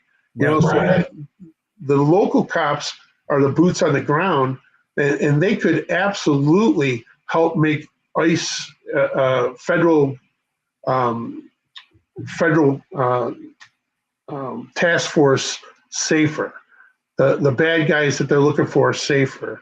The citizens that they're looking for safer. So it's to absolutely summarily dismiss the local police and not let them participate in it at all. That's the difference between, by the way, a Memphis, which is a blue city in a red state. You know, you have no problem. You have the mayor saying, yeah, come on in. Trump surged a ton of federal resources to Memphis, and they didn't like it, but they didn't obstruct it, and they didn't tell residents to go out there and do this, and these are the bad guys and so forth. And they went into Memphis, cleaned it up, got a whole bunch of bad guys out, and left, and it's over. Yeah. That's the point of all of this. So the real reason I brought all this up is what you said about TDS. Cities and states that are run by people with TDS are the ones who are causing the chaos and all No of the doubt. tumult and everything else going on.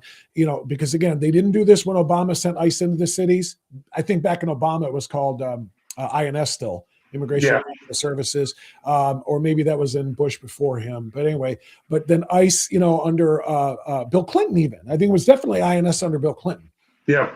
But he sent them out. He's the one who signed in 1996. He signed the Mass Deportation Act, for crying out loud. He approved of it, and nobody had a problem with it because it was them. Trump is following the same exact playbook, and it's all hell is breaking loose. Why? Because nobody had Obama derangement syndrome. Nobody had Biden. He was deranged, but Trump derangement syndrome is real. So, 100%. Steve, you put in overtime, brother. I appreciate it. Good news for you, by the way. When I pay you, no tax on your overtime. So, that's wonderful. A big, beautiful bill. Or on my Social Security. All right, that's right. Steve Loomis, Cleveland police detective, 32 years on the job, breaking down all of the officer-involved shootings in in Minneapolis, otherwise known as Somalia. Steve, really appreciate you very much. Keep up the good work. And, we'll talk to you again, bud. Thank you. God bless. God bless you. God bless, folks. All right, there you go. It's already 9:03, so we're going to call it a day here. Chatters have been very active, and I love that, by the way, but not active on the like button. You got to do it. You got to spam that like button. I got 200 people in here, and we should be hitting that like button because, again, the engagement is how we grow. Hit the like button. Make comments in the comment section. When the show's over. I love all the chatters commenting to one another, but make comments in the actual comment section. And then, of course, don't forget to join our locals community. All right. Last week, we were supposed to have the interview with Brigitte Gabriel, and we had a schedule conflict. Tonight, I'm interviewing Brigitte Gabriel, Act for America, on the Islamicization of America. That is going to be released exclusively to locals, unfiltered insiders. Unfiltered insiders are what we're calling the paid supporters in the locals community. So if you're not on locals yet, click join, that red button right underneath the screen that you're watching right now, the image that you're watching right now, and get there, because you'll be able to have access to that before anybody else can. And that'll be as soon as we get it recorded tonight, it will be uploaded tonight, and you'll be able to see that exclusively. We'll play it on a future show down the line here, but it's important. Okay. It's important to hit the like, hit the follow, hit the subscribe, and hit the join button and support us, because that's the only way this thing grows. Thank you to Steve Loomis for running almost the duration of the show today. Brought him in around 7:20, and he stayed all the way until 9 o'clock. Thanks to my chatters. You guys were amazing too. While Steve was talking, I've been following some of what you guys have had to say. It's really good stuff. Keep that up. And thanks for the support. Tomorrow, it'll be a cursing out day. Pete will have a lot to say. I have no doubt about what's going on in Minneapolis. Somebody, Brian, I think it was, asked on the chat window, does anybody else have fatigue? Right here. I do. And yes, that was my hand in the air. That was not a Sig Heil, idiots. Yeah, I've got Minneapolis fatigue, and I think we all do. I'm so sick and tired of this. But as long as it's going on, and ICE agents are in jeopardy, and federal agents and federal law enforcement are in jeopardy, and criminals are going to be allowed to run free, we're going to continue to spotlight it. And as much as I don't want to talk about it anymore, I'm not going to cede the narrative to the lunatics. I'm not going to let the leftists on MSNBC and all of the left-wing podcasts and everything else that you see try to paint this as being, something that it's not. I'm going to provide the truth, and I'm going to defend those who should be defended. And that would include those agents and officers. All right, now that's it. That's all the time we got. Thank you, everybody, for watching. Cursing out tomorrow. You're going to want to be here for that. Thanks so much. Be well, be safe, and stay free. And we will see you tomorrow right here on Strictly Speaking Unfiltered. Bye, everybody.